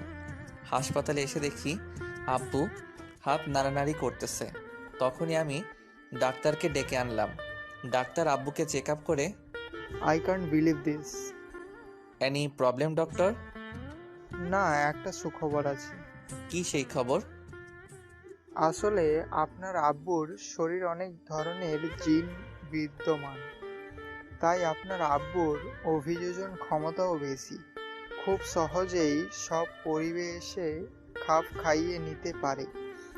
আপনার আব্বুর যেসব এনজাইমের জন্য আপনার আব্বুর শরীরের ভারসাম্য ফিরে পেয়েছি, কিন্তু এখনো স্থান ফেরেনি, আর কথা বলতে পারবে কিছুক্ষণ পর।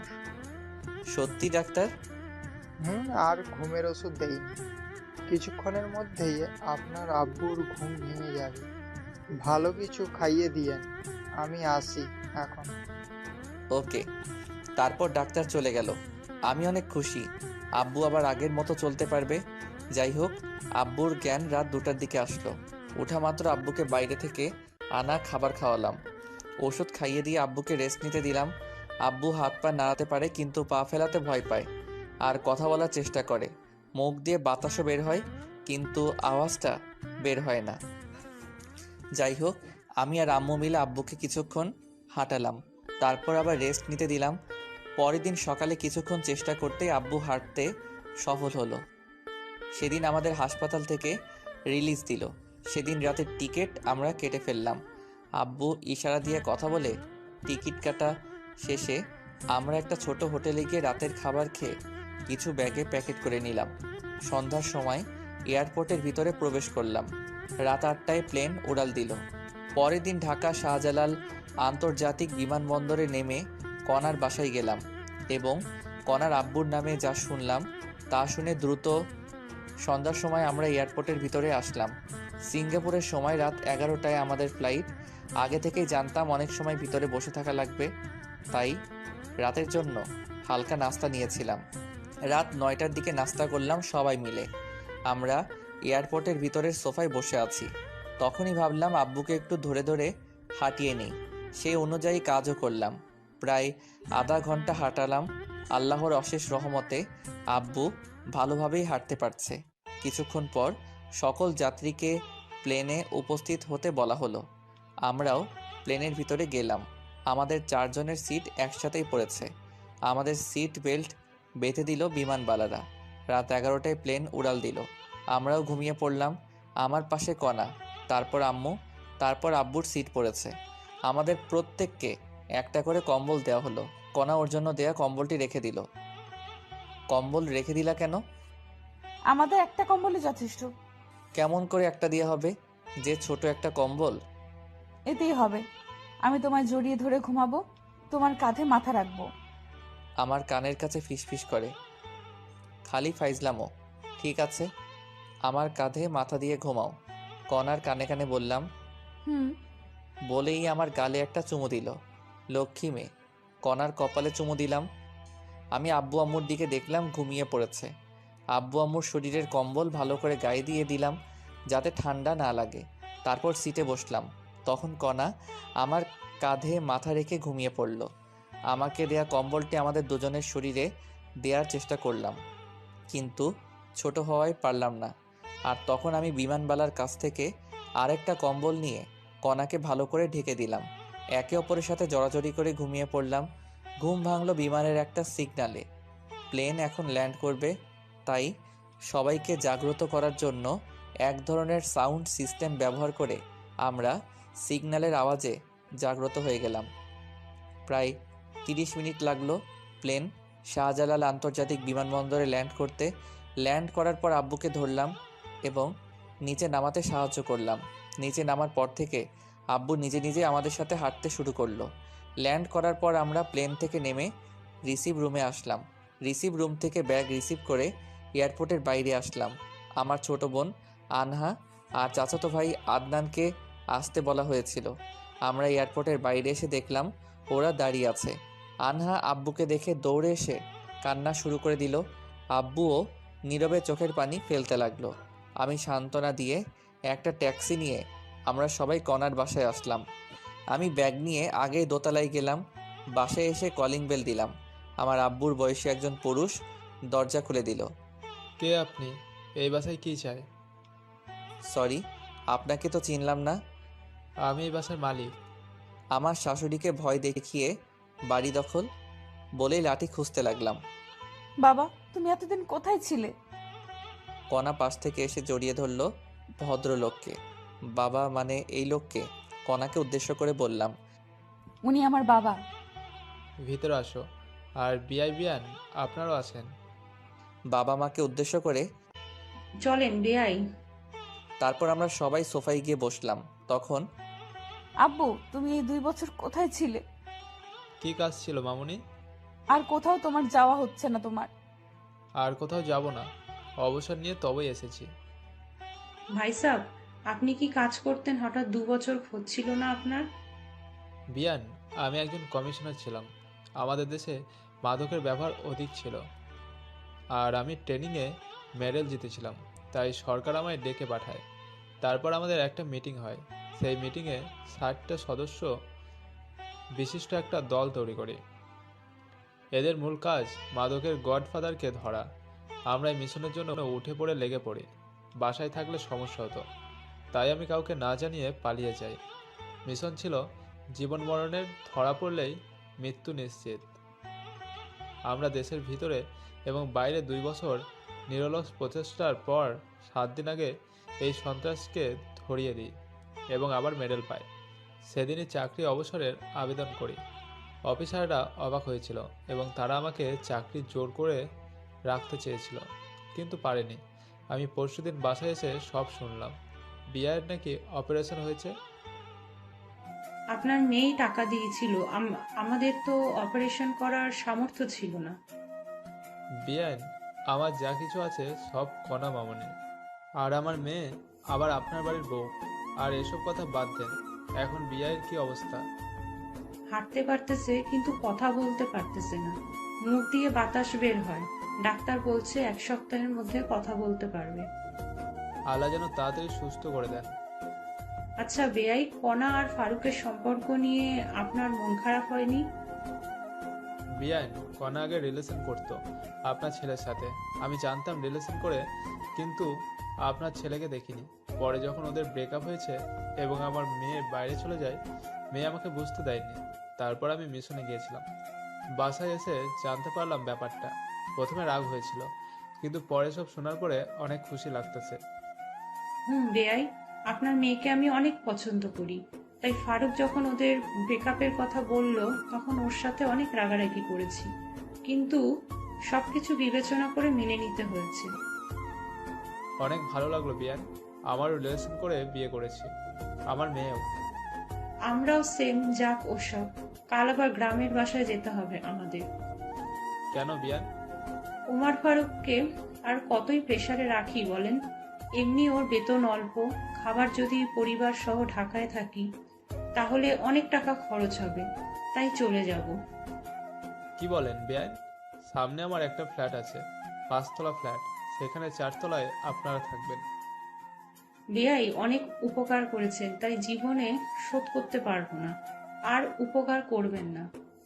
বিয়াই, কি বলেন এসব? আমরা কিন্তু কষ্ট পাবো। আচ্ছা বেআই, আগে আপনার বেআই সুস্থ হোক। ও সুস্থ হলে যে কোম্পানিতে চাকরি করতো সেখানেই আবার জয়েন করতে পারবে। রেফারেন্স আছে তো। সুস্থ হলেই আবার ঢাকায় আসবো। আচ্ছা ঠিক আছে, কিন্তু এদের বিয়ের ডেট ঠিক করতে হবে না? কিছুদিন যাক। তবু কতদিন পর? 6 মাস পর। কি বলো তুমি? আব্বুকে উদ্দেশ্য করে মাথা নাড়িয়ে। আচ্ছা ঠিক আছে, এখন চলেন, সকালের খাবার খেতে হবে। আব্বু, প্রচুর খিদে লাগছে। আর আমরা খেয়েই ঘুমাবো। ঘুম হয়নি রাতে। হারামজাদি আমার কাঁধে মাথা রেখে আরামসে ঘুমিয়েছে, আর এখন চাপা মারতেছে। সবাই ফ্রেশ হয়ে এসে টেবিলে বসো, আমি দেখি কনার আম্মুর রান্না কত দূর। তারপর আম্মু আর আব্বু গেস্ট রুমে গেল, সাথে আদনান আর আনহাও। আর কণা আমাকে টেনে ও রুমে নিয়ে গেল। আমি যেই রুমে ঢুকেছি সাথে সাথে কণা দরজা লাগিয়ে দিল। এই কি করো? তোমার কমিশনার বাপ আমার গুটলি ফাটাই দিবে। কিছুই বলবে না, এখন যাও ফ্রেশ হও আগে। ওকে। তারপর আমি বাথরুমে ঢুকলাম। 10 মিনিট পর একদম ফ্রেশ হয়ে বের হলাম। বের হয়ে দেখি কণা আগের কাপড় পরিবর্তন করে শাড়ি পরার বৃথা চেষ্টা করতেছে। আমি বাথরুম থেকে বের হয়েছি, কণা বুঝতে পারিনি। আমি হালকা কাশি দিলাম, সাথে সাথেই কণা পিছনে ফিরে দেখলো আমি তো আবার ক্রাশ খেলাম। হালকা মেকআপ করেছে। উফ, অসাধারণ লাগছে কণাকে। তখনই কুত্তা, এমন করে কি দেখো? এখানে আসো। বলে ওর কাছে এসে আবার মন ভরে দেখতে লাগলাম। আমাকে শাড়ি পরিয়ে দাও। আচ্ছা। তারপর আমি কণার শাড়ির কুচি ধরলাম। ধবধবে পেট, নাভির 2 ইঞ্চি উপরে একটা তিল। আমি নিজেকে কন্ট্রোল করার চেষ্টা করতেছি, আর কণা সেটা বুঝতে পেরেছে। কণা আমার কাঁধে হাত রেখে আছে। আমি কুচি সুন্দরভাবে গুছিয়ে কোমরে গুছলাম। তখনই কণা আমার হাত চেপে ধরলো এবং মাথা পেটের সাথে চেপে ধরলো। আমি নিজেকে আর ধরে রাখতে পারলাম না। কণার মাথা শক্ত করে ধরে লিপ কিস করা শুরু করলাম। কণাও আর কন্ট্রোল করতে পারলো না, সেও রেসপন্স করা শুরু করলো। টানা কিস করতে করতে কণাকে কোলে করে বিছানায় নিয়ে গেলাম। বিছানায় ফেলে আবার কিস করা শুরু করলাম। তারপর গলায় কিস করতে লাগলাম। তখনই এই কুত্তা, আমাকে কি বিয়ের আগে প্রেগন্যান্ট করতে চাও নাকি? ও শিট, সরি, আমি ব্যাপারটা বুঝতে পারিনি। দোষ আমার। আমি ইচ্ছে করেই তোমার শাড়ি পরিয়ে দিতে বলেছি। আমি জানতাম তুমি ঠিক থাকতে পারবা না। তবে রে, বলেই জোরে গাল টেনে দিলাম। আউট, হারামি, বাইরে চলো। চলো বলেই দরজা খুললাম। আরে মুখ তো মুছে ফেলো, মুখে লিপস্টিক লেগে আছে। বলেই বাইরে চলে গেল। কি বলো? বলে আয়নার সামনে গিয়ে দেখি সত্যি সত্যি লিপস্টিক লেগে আছে। তারপর আমি ভালো করে মুখ ধুয়ে বাইরে আসলাম। বাইরে এসে দেখি সবাই আমার জন্য টেবিলে অপেক্ষা করে বসে আছে। সামনে গিয়ে দেখি কণার পাশের টেবিলটাই মাত্র ফাঁকা আছে। খিদেও লাগছে, তাই আমিও বসলাম টেবিলে। হবু শাশুড়ি খাবার সার্ভ করলো, আর আমি কোনো দিকে না তাকিয়ে খাওয়া শুরু করলাম। তখন নিচ থেকে সুরসুরি লাগলো। আমি বিড়াল মনে করে নিচে তাকালাম, দেখি নিচে কিছুই নেই। মাথা তুলে দেখি আমার প্লেটেও কিছুই নেই। আমার প্লেটের মাংস কে জানি তুলে নিয়েছে। কণার মুখের দিকে তাকালাম, দেখি কণা মুচকি মুচকি হাসতেছে। আমিও বুঝতে পারলাম গন্ডগোলটা কোথায়। খাওয়াই হলো না আমার। সামনে তাকিয়ে দেখি সবার খাওয়া শেষ। লজ্জায় আবার চাইতেও পারছি না, তাই পেটে ক্ষুধা নিয়ে হাত ধুয়ে উঠে আসলাম। কণাও উঠে ওর আম্মুর কাছে গেল। আমি আম্মুকে বলে কণাকে না জানিয়ে আমার ভাড়া বাসায় চলে গেলাম। যাওয়ার সময় সাথে করে বিরিয়ানি নিয়ে গেছিলাম। সেগুলো খেয়ে ফোন বন্ধ করে চার্জে দিয়ে 11টার সময় দিলাম ঘুম। ঘুম থেকে উঠলাম বিকাল 4টায়। উঠে ফ্রেশ হয়ে ফোন অন করলাম। ফোন অন করেই আমি অবাক হয়ে গেলাম, মিস কল অ্যালার্ট চালু করা আছে। দেখি 250টা মিসড কল আর 119টি মেসেজ। কল এসেছে আম্মু, কণা, আদনান, শাশুড়ির ফোন থেকে, আর মেসেজ এসেছে আদনানের ফোন থেকে 10টার মতো। বাকিগুলো কণা দিয়েছে। সবগুলো মেসেজ হলো আমি কোথায় আছি, তাড়াতাড়ি যেন বাসায় যাই, এসব নিয়ে। যাই হোক, এসব দেখে ভাবলাম কল দেই। দেখলাম ফোনে টাকা নেই, তাই বিকাশ অ্যাপস থেকে টাকা লোড দেওয়ার জন্য ডাটা অন করলাম। সাথে সাথেই দেখি মেসেঞ্জার, হোয়াটসঅ্যাপ, টেলিগ্রাম সবখানে কণার মেসেজ। টাকা লোড দিয়ে কল দিলাম কণার কাছে। কল দেয়া মাত্র কল ধরলো। মনে হয় তার জন্য বসেছিল। কি করো? জানোয়ার, কোথায় তুই? রেগে আছো খুব, তাই বলবো না। রাখবে না। তোর ফোন বন্ধ কেন? হবু স্বামীর সাথে কেউ এভাবে কথা বলে? ঘন্টা, এবার বলো কোথায় তুমি এখন? ঘুম হয়নি তো, তাই যে বাসায় থাকতাম সেখানে এসে ফোনটা চার্জে দিয়ে ঘুমিয়েছিলাম। লোকেশন দাও, আমি যাচ্ছি। পাগল নাকি? তোমার সতীন তোমার সাথে মারামারি করার জন্য বসে আছে। দেখো, তুমি জানো আমার রাগ কেমন। রাগিও না আমায়। ওকে, জায়গায় আসো। ওকে। আমি ফোন কেটে দিয়ে বিছানায় বসে ফেসবুকে নোটিফিকেশন চেক করতেছি। তখনই কণার আইডি সামনে আসলো। দেখলাম রিলেশনশিপ স্ট্যাটাস দিয়ে relationship with MD Omar Faruk. আমি দেখে মুচকি হাসলাম। পাগলি একটা, আমায় অনেক ভালোবাসে। জীবনে কিছু না পেলেও মনের মতো মা বাবা আর জীবনসঙ্গী পেলাম, আল্লাহর কাছে লাখ লাখ শুক্রিয়া। তারপর ফেসবুকের ভিডিও দেখতে লাগলাম। প্রায় 30 মিনিট আমার ফোনে কণার ফোন নাম্বার থেকে কল আসলো। কল ধরলাম, তখন কণা আমায় আমার দেওয়া ঠিকানায় যেতে বলল। আমি গিয়ে ওকে নিয়ে আসলাম। রুমের মধ্যে ঢোকা মাত্র কণা এসে ঠাস করে আমার গালে একটা চড় মারলো।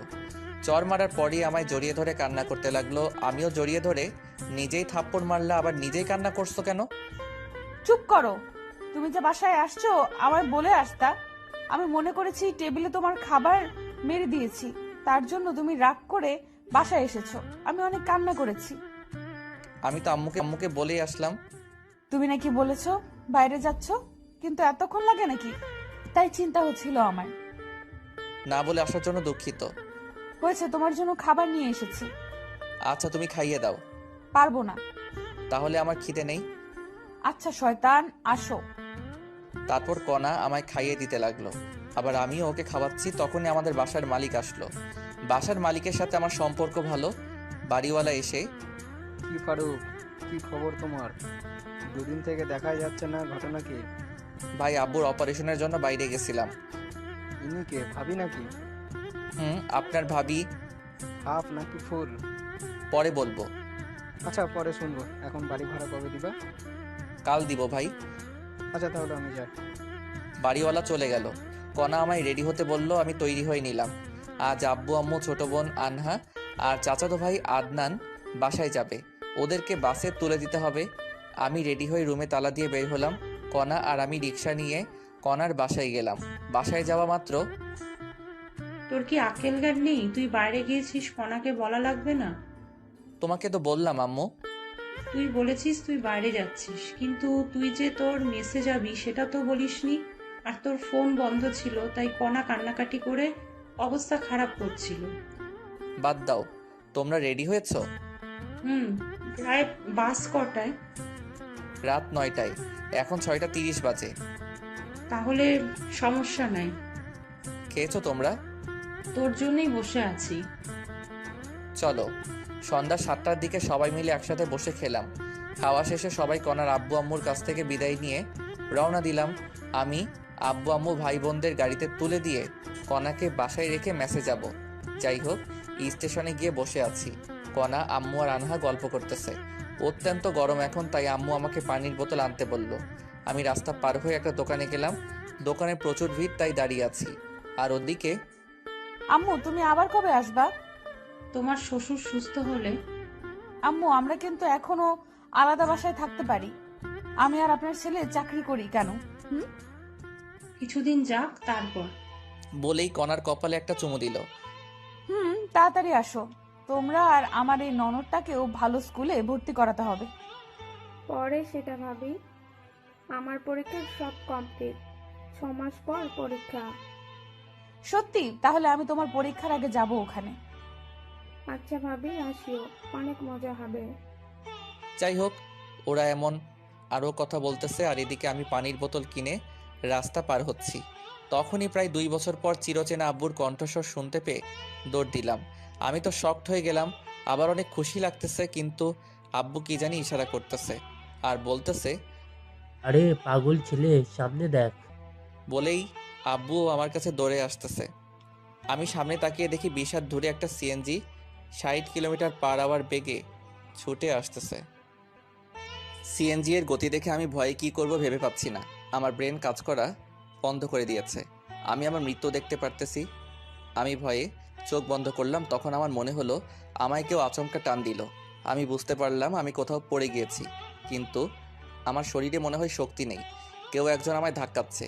তখনই আমার চিন্তা শক্তি কাজ করা শুরু করে দিল। আমি চোখ খুললাম। খোলা মাত্র, বাবা তোর কিছু হয়নি তো? কিছু হয়নি তো মনে হয়, বলেই দাঁড়িয়ে আমার শরীর দেখতেছি। চারপাশে দেখে আসবি না? ভুল হয়েছে, এবার চলো। চল। আম্মুকে বলিও না, আবার চিন্তা করবে। আচ্ছা। তারপর আমি আমার শরীরের ধুলা ঝেড়ে ফেলে দিলাম। তারপর আব্বু আর আমি, আম্মু, কণা আর আনহাদের কাছে আসলাম।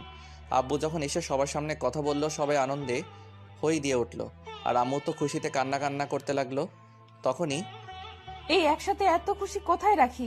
তুমি যাও বাবার জন্য ফলের রস নিয়ে আসো। ওকে যাচ্ছি বলেই যেতে লাগলাম। কোথায় যাচ্ছিস?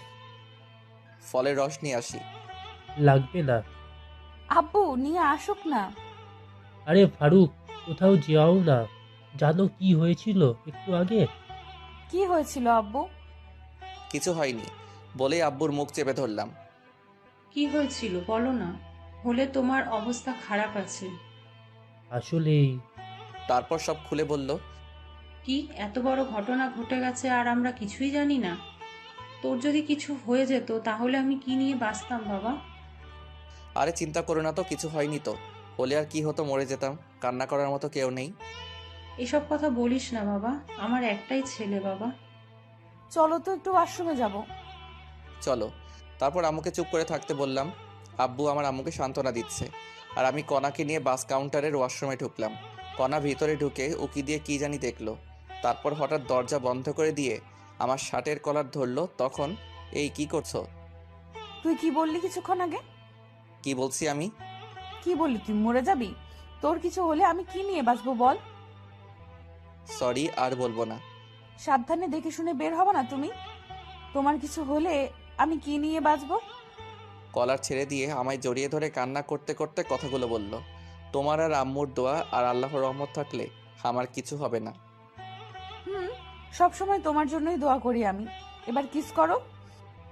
তাই তো, তোমায় অনেক ভালোবাসি। কচু বাসো, তাই তো আমার কথা চিন্তাও করো না, শুধু বাজে কথা বলো। মৃত্যু ছাড়া আমি তোমায় ছেড়ে কোথাও যাব না বলেই জড়িয়ে ধরে কপালে চুমু খেলাম। জানো আমার না খুব কান্না আসছিল যখন তুমি কথাগুলো বলছিলে। মনে হচ্ছিল ধরে থাপ্পড় মারি আর বলি তোমায় অনেক ভালোবাসি। ওসব আমি ইচ্ছা করেই বলেছি, দেখলাম তুমি আমায় কেমন ভালোবাসো বলে চোখের পানি মুছে দিলাম। এবার চলো বাইরে যাব, না হলে অনেকে খারাপ ভাববে। আমার কপালে চুমু দিয়ে চলো। তারপর আমি আর কণা সবার কাছে আসলাম। কিছুক্ষণ পর বাস আসলো। আমি সবাইকে বাসে তুলে দিলাম, সবার জন্য হালকা খাবার কিনে দিলাম। বাস যতক্ষণ ছিল ততক্ষণ দাঁড়িয়েছিলাম।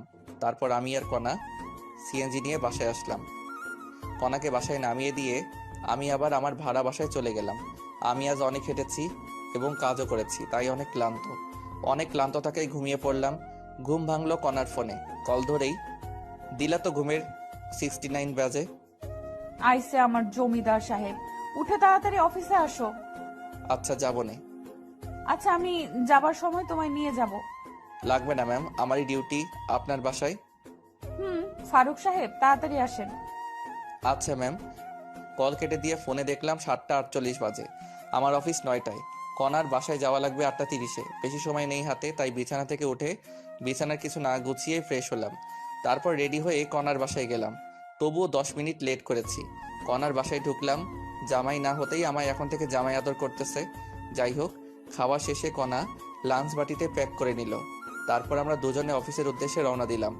অফিসে ঢোকার পর আমি আমার কেবিনে গেলাম। কিছুক্ষণ পর সবাই আসলো। তখন কণা সবাইকে ডাকলো। সবাই মিটিং রুমে গেল, সাথে আমিও। মিটিং রুমে শোনেন আপনারা, আমাদের অফিসের অনেক লোকসান হচ্ছে। ম্যাম, আমরা তো ঠিকভাবে কাজ করি, সর্বোচ্চ দিয়েই কাজ করি। সবাই তো করে না। ম্যাম, এই অফিসের ক্ষতি হলে অফিস বিক্রি করে দেবে, তখন আমরা কোথায় যাব? আর গেলেও হয়তোবা এমন বস পাবো না। আর এই অফিসের আমাদের সবসময় সাথ দিয়েছে। অফিসের লোকসানের সময় আমরা কাজ করে তা পুষিয়ে দিব।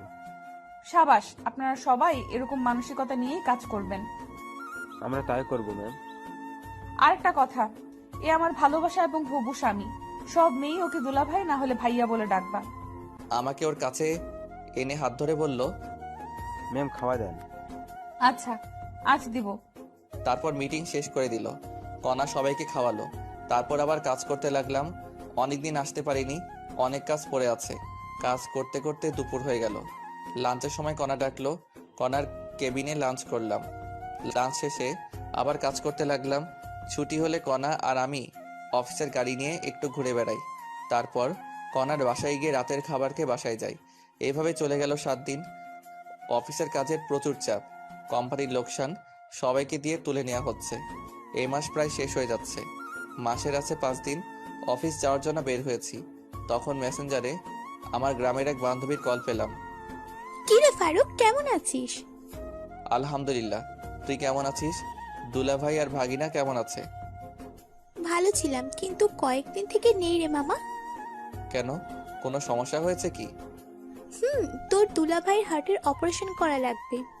টাকা ম্যানেজ হয় নাই? সব কমপ্লিট। আর তুই তো জানিস আমরা পালিয়ে বিয়ে করেছি, এই জন্য এখনো মেনে নেয়নি। আর তোর দুলাভাইয়ের অসুস্থতার জন্য কোম্পানি থেকে লোন নিয়ে অপারেশন করাচ্ছি। খুব ভালো করেছিস। আমার কি কোনো হেল্প লাগবে? ঢাকায় আমার চেনা পরিচিত তুই আছিস, আর অপারেশনের সময় আমি মেয়ে মানুষ, কেমনি দৌড়াদৌড়ি করব। তুই কি একটু 2 দিন সময় দিতে পারবি? আচ্ছা, কবে যাওয়া লাগবে? আজকে আয়, কাল তাহলে অপারেশন হবে। আচ্ছা, আমি আসতেছি। সীমার ফোন কেটে দিয়ে কনাকে টেক্সট করে জানিয়ে দিলাম আমি 2 দিন অফিসে যেতে পারবো না। আমার বন্ধু অসুস্থ, অপারেশন হবে, তাই হাসপাতালে যাব।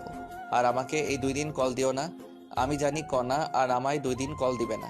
তারপর আমি ব্যাগ গুছিয়ে রওনা দিলাম সীমার বাসার উদ্দেশ্যে। এই ঢাকার জ্যাম পার করে পৌঁছালাম 11টার সময়। সীমার বাসায় ঢুকলাম, দেখি দুলাভাই ভালোই অসুস্থ হয়ে গেছে। দুলাভাইয়ের সাথে কথা বললাম, দুলাভাইয়ের কথা বলতে সমস্যা হয়। তারপর সীমার সাথে ভালো মন্দ কথা বলে বিকেলবেলায় হাসপাতালে ভর্তি করার সিদ্ধান্ত নিলাম। সীমার বাসায় লাঞ্চ করে দুলাভাইকে নিয়ে 2টার দিকে ঢাকা মেডিকেল হাসপাতালে ভর্তি করালাম। বিভিন্ন পরীক্ষা করা হলো এবং ডাক্তার বললেন রাত 10টায় অপারেশন করা হবে। ব্যাংকে গিয়ে টাকা ডিপোজিট করেন। তারপর সীমা, ডাক্তার তো টাকা জমা দিতে বলল। চল ব্যাংকে যাব। দুলাভাই একা থাকবে নাকি? তোর ভাগ্নিকে রেখে যাই, বেশিক্ষণ লাগবে না তো। টাকা কোথায় আছে? আমার অ্যাকাউন্টে। চলো তাহলে।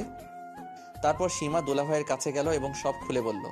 দুলাভাই তার ছেলে আবু হানিফকে রেখে যেতে বলল। আবু হানিফকে রেখে আমরা দুজন হাসপাতাল থেকে বের হয়ে রিক্সা নিলাম। তারপর ইসলামী ব্যাংকে গেলাম। ব্যাংক থেকে টাকা তুলে আবার সোনালী ব্যাংকে গেলাম, সেখানে টাকা জমা দিয়ে হাসপাতালে আসলাম। আমাদের মোট 2 ঘন্টা সময় লেগেছে। একটু দেরি হলে আর টাকা জমা দিতে পারতাম না, কারণ ব্যাংক 5টার সময় বন্ধ করে দেয়। আমরা হাসপাতালে এসেছি 6টার সময়। একটু পর আজান দিবে। দুলাভাই অনেক ভয় পাচ্ছে, অনেক ভীতু প্রকৃতির মানুষ উনি। যাই হোক, দেখতে দেখতে অপারেশনের সময় হয়ে গেল। ডাক্তার দুলাভাইকে আইসিইউতে নিয়ে গেল, আর আমরা বাইরে আছি। সীমা তো ভয় চুপসে গেছে, আর আমিও চুপ করে আছি ভাগিনাকে সাথে নিয়ে। ভাবলাম একটু ফোনে গেম খেলি, কিন্তু ফোন বের করে দেখি ফোন বন্ধ, কারণ ফোনে চার্জই দেইনি। ভাগিনার দিকে তাকিয়ে দেখি ভাগিনা ঘুমিয়ে গেছে।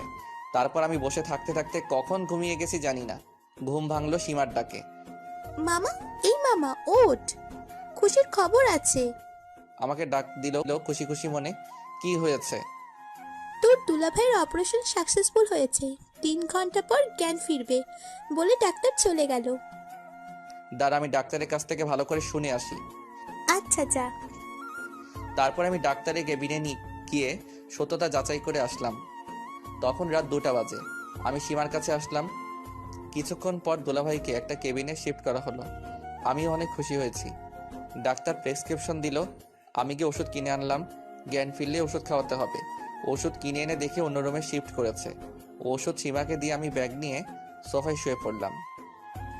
সীমাকে ঘুমানোর কথা বলে দিলাম এক ঘুম। ঘুম থেকে উঠলাম খুব সকালে, সীমা আর দুলাভাইয়ের কথার শব্দে। ঘুম থেকে উঠে দুলাভাইয়ের সাথে কথা বলে ফ্রেশ হতে গেলাম। ফ্রেশ হয়ে এসে দুনিয়ার যত গল্প আছে সব শুরু করে দিলাম। গল্প তো আর শেষ হবে না, খিদেও লাগছে, তাই নাস্তা নিতে ভাগিনাকে সাথে করে বাইরে গেলাম। আমরা নাস্তা করে ওদের দুজনের জন্য নাস্তা নিয়ে আসলাম। নাস্তা করে ওষুধ খাওয়া শেষে আমি বাইরে গিয়ে 10 টাকা দিয়ে ফোনে চার্জ দিয়ে আনলাম। কনার ফোনে কল দিলাম, কিন্তু ওর ফোন বন্ধ, তাই কনার আম্মুর কাছে কল দিলাম। কনা নাকি ওর মামার বাসায় ঘুরতে গেছে, 7 দিন পর আসবে। কনার সাথে কথা বলতে পারলাম না, জন্য খারাপ লাগছে। মন খারাপ করে আবার সীমা আর দুলাভাইয়ের কাছে গেলাম। সেদিনই বিকালবেলা রিলিজ নিলাম আমরা। ওখানে থাকলে একদিনে 10,000 টাকা খরচ হবে, তাই রিলিজ নিয়ে সীমাদের ভাড়া বাসায় আসলাম। সীমার ওখানে রাতের খাবার খেয়ে আমার বাসায় আসলাম। আবার পরের দিন থেকে অফিসে গেলাম। অফিসে গিয়ে কিছু ভালো লাগে না, মন শুধু কনাকেই খুঁজে বেড়াচ্ছে। তাই ফোন বের করে কনাকে কল দিলাম, কিন্তু ফোন বন্ধ দেখাচ্ছে। মেজাজ তো খুব খারাপ হয়ে গেল, তবুও কাজ করতে লাগলাম। দুপুরবেলা লাঞ্চ করলাম অফিসের ক্যান্টিনে। লাঞ্চের পর আবার কাজ করা শুরু করলাম। একাকিত্ব ভালো লাগছে না, তাই অফিসের এক মেয়ে কলিগের সাথে একটু ভাব জমালাম। ভালোই ভাব জমে গেল একদিনের গল্পে। যাই হোক, কনাও নেই, মেয়েটার সাথে কথা বলে ভালোই লাগলো। এভাবে 3 দিন গেল, কনার কোনো খোঁজই নেই। ফোন বন্ধ করে রেখেছে। হাসপাতালে যখন ছিলাম তখন আমার ফোন বন্ধ ছিল, তাই কণা আমার উপর রাগ করে ফোন বন্ধ করে রেখেছে। আর তাই আমি অফিসের একটা মেয়ের সাথে দেখিয়ে দেখিয়ে গল্প করতেছি। আমি জানি লিপি আমার সব কথা কণাকে জানাচ্ছে। অনেক ভেবেচিন্তে নীলাকে সব খুলে বললাম আর ওকে একটু অভিনয় করতে বললাম। নীলাও খুব সুন্দরভাবে লিপির সামনে অভিনয় করে। যাই হোক, এভাবে চতুর্থ দিন চলে গেল। পঞ্চম দিন নীলা আগে গেল অফিসে। এই নীলা, শোনো। জি আপু বলেন। তুমি জানো না কণা ফারুককে ভালোবাসে? কয়েকদিন পর ওদের বিয়ে। তো আমিও তো ওনাকে ভালোবাসি। চাকরি হারাতে চাও নাকি? হারালে হারাবো, ফারুক আছে না। আর কণা ম্যাম ওনাকে কি ভালোবাসে যে কয়েকদিন ধরে কল ধরে না? আরে আবাল, কণা ফারুকের গ্রামের বাসায় গেছে। আগামী 7 দিনের মধ্যে ওদের বিয়ে হবে। ও আপু, আসলে আমাদের মাঝে কিছু নাই। ভাইয়া অনেক ভয়ে ছিল যে ম্যাম বোধহয় রাগ করে চলে গেছে, আর ম্যামের ঠিকানাও কেউ দিচ্ছিল না।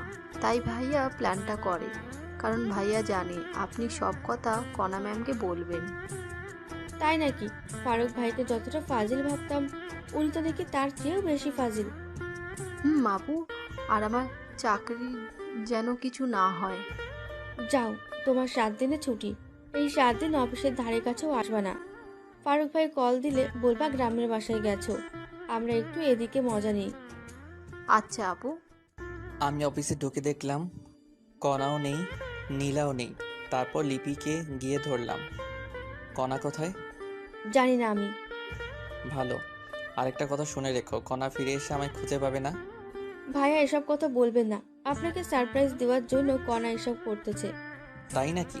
একটু টাচ দিবা। সারপ্রাইজ ভালো নাকি খারাপ? সুন্দর সারপ্রাইজ ভাইয়া। তাহলে আমি নিশ্চিন্তে থাকলাম। আর নীলাকে চাকরি থেকে বের করে দিও না আবার। কেন? ওকে তো বের করে দিব। থাপ্পড় খাবা। আমি ওকে অনেক অনুরোধ করাই অভিনয় করতে রাজি হয়েছিল। আর ওর বয়ফ্রেন্ড আছে। তোমার আপুর মতো সন্দেহ করো না আবার। হোক। আর আজ আমার সাথে লাঞ্চ করবেন। আমি মেয়েদের সাথে লাঞ্চ করি না। কণা বোধহয় ছেলে। বেশি বোঝো কেন? আমায় ছুটি দাও, আমি বাসায় যাব। আপনার অফিস না করলেও চলবে। শালি আছে না, ওখান থেকে নিজের কেবিনে গেলাম। দুপুর পর্যন্ত কাজ করে বাসায় আসলাম। পরিচিত এক ফার্মেসি থেকে ঘুমের ওষুধ এনে খেয়ে ঘুম দিলাম। উঠলাম পরের দিন দুপুরবেলা। উঠে আবার ফোন টিপতে লাগলাম। মাগরিবের আগে আগে কণার আম্মুর ফোন থেকে কল আসলো। আমি ধরলাম।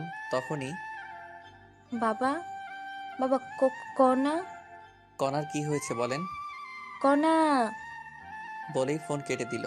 আমি আবার কল দিলাম, ফোন বন্ধ। কণার ফোনও বন্ধ, কণার আব্বুরও বন্ধ হয়ে আছে। মেজাজ খুব খারাপ। ট্রাউজার পরা অবস্থায় মোবাইল নিয়ে দিলাম দৌড়। রিক্সা করে কণার বাসায় গেলাম। বাসায় গিয়ে দেখি পুরো বাসা বিয়ের সাথে সাজানো। আমি দৌড়ে ভিতরে গিয়ে কণার আম্মুর কাছে গেলাম। কণা কোথায়? কণার কি হয়েছে? ওর আজ বিয়ে বাবা, অন্য একটা ছেলের সাথে। ওই ছেলেকে নাকি ভালোবেসে ফেলেছে কয়েকদিনে। কি বলেন আপনি? আর আমি কি? বাবা, আমার কাছে কিছু বলে লাভ নেই। কর্ণার কাছে যাও, কর্ণা ওর রুমে। আমি এক দৌড়ে কণার রুমে গেলাম। গিয়ে দেখি ওকে সাজানো হচ্ছে। আমি সবাইকে বাইরে যাওয়ার অনুরোধ করলাম। সবাই বাইরে গেল আর আমি দরজা লাগিয়ে দিলাম। কণা, এগুলো কি কি শুনছি আমি? যা শুনছো তাই সত্যি। আমি বিয়ে করতেছি অন্য ছেলেকে। আমার অপরাধ কি? ভিকারির ছেলের শখ দেখ। ওই ছেলে আমার ক্রাশ ছিল, অনেক প্রপোজ করেছি কিন্তু রাজি হয়নি। 2 দিন আগে রাজি হয়েছে। ও ভালো। ম্যাম, আপনি সুখে থাকলে আমি খুশি। আর আপনার টাকা কিছুদিন গেলেই দিয়ে দিব। লাগবে না, তোদের পরিবারকে ওই টাকা দান করে দিলাম। ম্যাম, লাগবে না, আমি শোধ করে দিব। ভালো থাকবেন, সুখে থাকবেন, আর জীবনে দেখা হবে না আপনার সাথে। বলেই ওর দিয়ে আংটি খুলে ওর হাতে দিয়ে রুমের দরজা খুলে কান্না করতে করতে সিঁড়ি দিয়ে নামলাম। নেমেই ফার্মেসিতে গিয়ে 4 পাতা ঘুমের ওষুধ সিস্টেম করে কিনে বাসায় গেলাম। সাথে 4 প্যাকেট সিগারেটও নিলাম।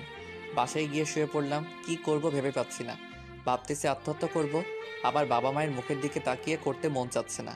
আমি পানি আনলাম, ঘুমের ওষুধ খেয়ে শুয়ে যাব। ঘুমানোর আগে কণাকে দেওয়ার জন্য একটা মেসেজ লেখা শুরু করলাম। তখনই আমার ফোনে কণার ফোন থেকে কল আসলো। আবার কল দিছো কেন? বললাম না আমি কোনোদিন তোমায় ডিস্টার্ব করব না। প্যাক প্যাক না করে তোমার দরজা খুলে দাও। আমি ঘুমাচ্ছি, দরজা খুলতে পারবো না। খুলবি নাকি 999-এ কল করব? দরজার সামনে কে? খুলে দেখ আগে। ফোন কেটে দিয়ে দরজা খুলে দেখি আমার আম্মু আব্বু আর কনার আব্বু আম্মু দাঁড়িয়ে। তখনই, আরে আপনারা ভিতরে আসুন। তারপর সবাই বসলো আমার বিছানায়। আমি চেয়ার নিয়ে আসলাম। বাবা, আমরা কখনো কল্পনাও করতে পারিনি এমন কিছু হবে। আরে আঙ্কেল, কি করছেন আপনি? আমি আপনার ছেলের মতো, আর আপনার এখানে করার কিছু নেই। তবু আমাদের অনেক খারাপ লাগলো বাবা। আন্টি, আমি কণাকে ভালোবেসেছি। আমি চাইবো অবশ্যই সে সুখে থাকুক। আর কণা এখন তার মনের মতো পাত্র পেয়েছে, আর সুখে থাকবে, এতেই আমি খুশি। তাহলে তুমি একটা মেয়ে দেখে বিয়ে করো। আমি আর বিয়ে করতেছি না। কেন বাবা? অত্যন্ত পার্সোনাল আঙ্কেল। আর আপনার মেয়ের বিয়ে, আর আপনারা এখানে, অনেকে আবার অন্য কিছু ভাববে। ভাবলাম তুমি যদি আবার অন্য কোনো অঘটন ঘটাও, তাই আসা। আমি আত্মহত্যা করলে আমার বাবা মার কি হবে? সারা জীবন না হয় কণার ছবি সাথে নিয়েই থাকবো। আচ্ছা, আপনারা থাকেন, আমি কিছু নিয়ে আসি। বলেই দরজা দিয়ে বাইরে যাওয়ার জন্য রেডি। কোথাও যাওয়া হবে না। আমার কলার ধরে দরজা দিয়ে ভিতরে ঢুকলো। আমি কিন্তু কিছুই করিনি। সেটা জানা আছে, এখন বসে থাকো তুমি। দুলাভাই, কেমন দিলাম সারপ্রাইজ? কারো ফাটে কেউ হাসে, কেমনটা লাগে? আমার কথা শুনে সবাই হাসতে লাগলো। তারপর কাজী রুমে প্রবেশ করলো, সাথে ইমাম আর মুয়াজ্জিন। আমার 2 রুম মানুষ দিয়ে ভর্তি হয়ে গেল। তখনই, আঙ্কেল, প্রেমিকার বিয়ে প্রেমিকার সামনে পড়াবেন নাকি? আমি বাইরে যাচ্ছি। আরে গাধা, তোর সাথে কণা মামুনির বিয়ে? তাহলে যে বলল কণা আরেকজনকে ভালোবাসে? আমি সব বলবো, কিন্তু পরে বলবো। আচ্ছা, তোমাকে শিক্ষা দিব আমি কি জিনিস। যাই হোক, অনেক কাহিনী শেষে বিয়ে পড়ানো শেষ হলো। আবার কার আসলো? আমাদের সবাইকে আমার কণাদের বাসায় নিয়ে যাওয়া হলো। সেখানে গিয়ে দেখি আমার ভার্সিটির সব বন্ধুই আছে।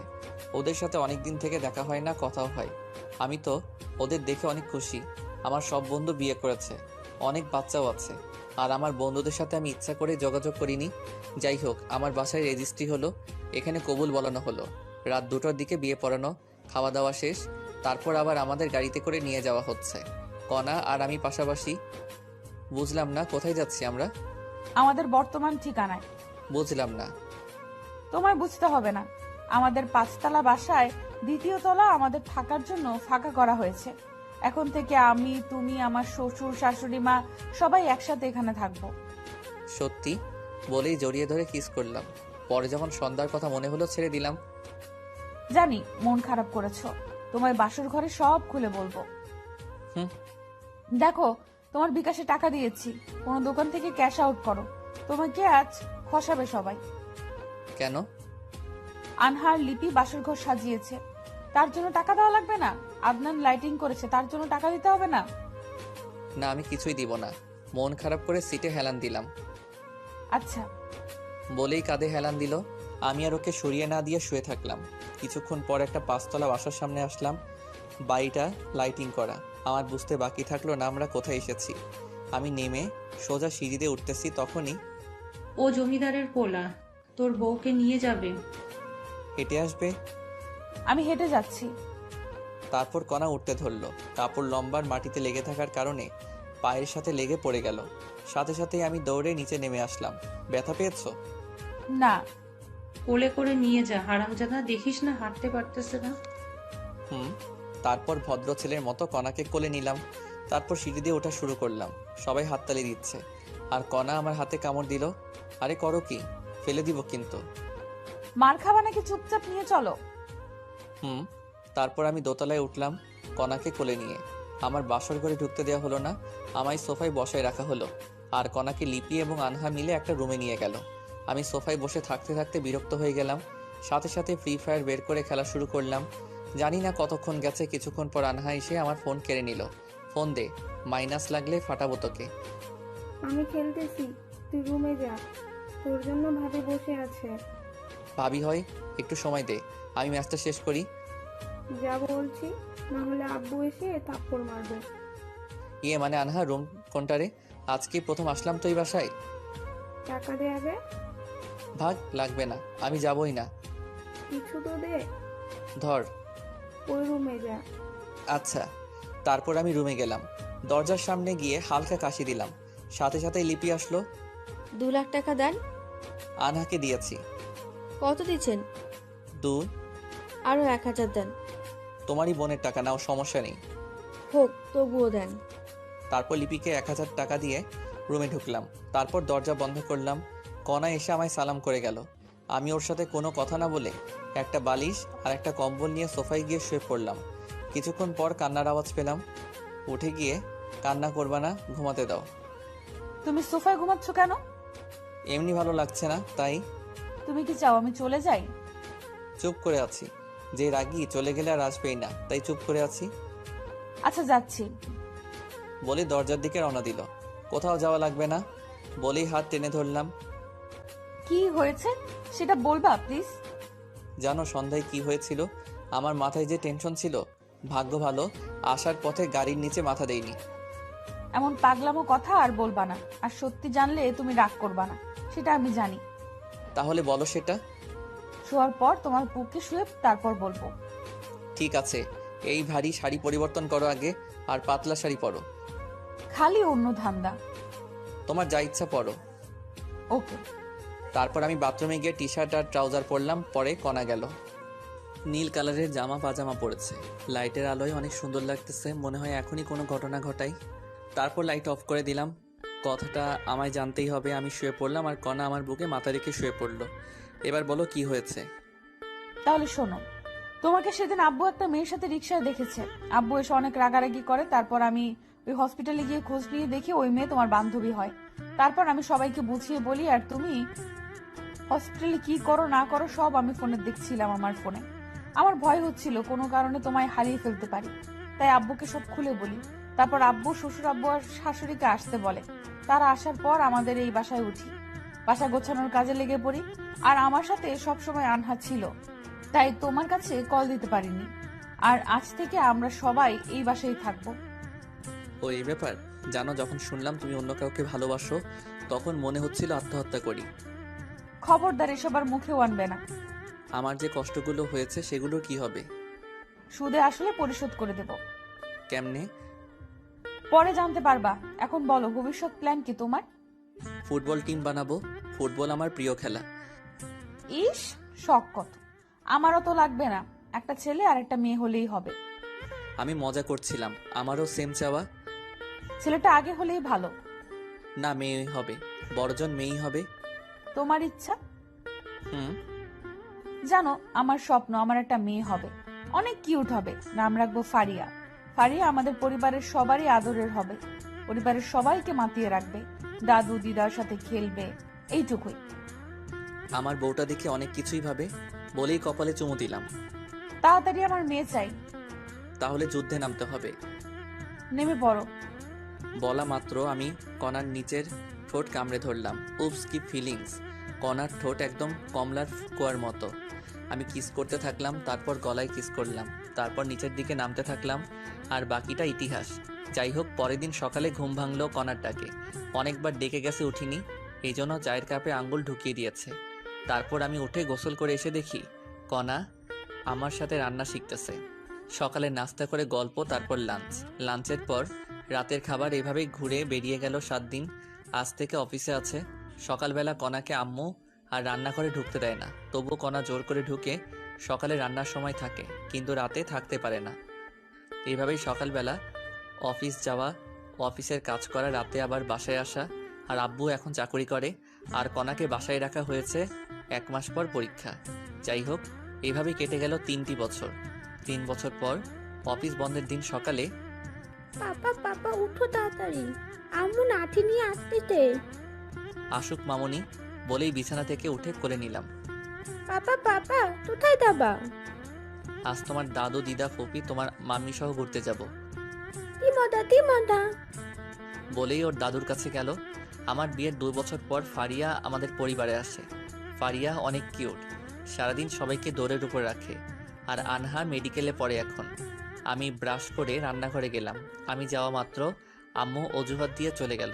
আম্মুও বুঝতে পারছে। আমি কণাকে পিছন থেকে জড়িয়ে ধরলাম। কণার সাথে সাথে নড়াচড়া বন্ধ করে দিল। কি করো? আম্মু আসবে। আরে আসবে না। কি শুরু করছো? শুরুই করলাম না। ঠিক আছে, যাচ্ছি। দাঁড়াও, বাজার করে এনে দাও।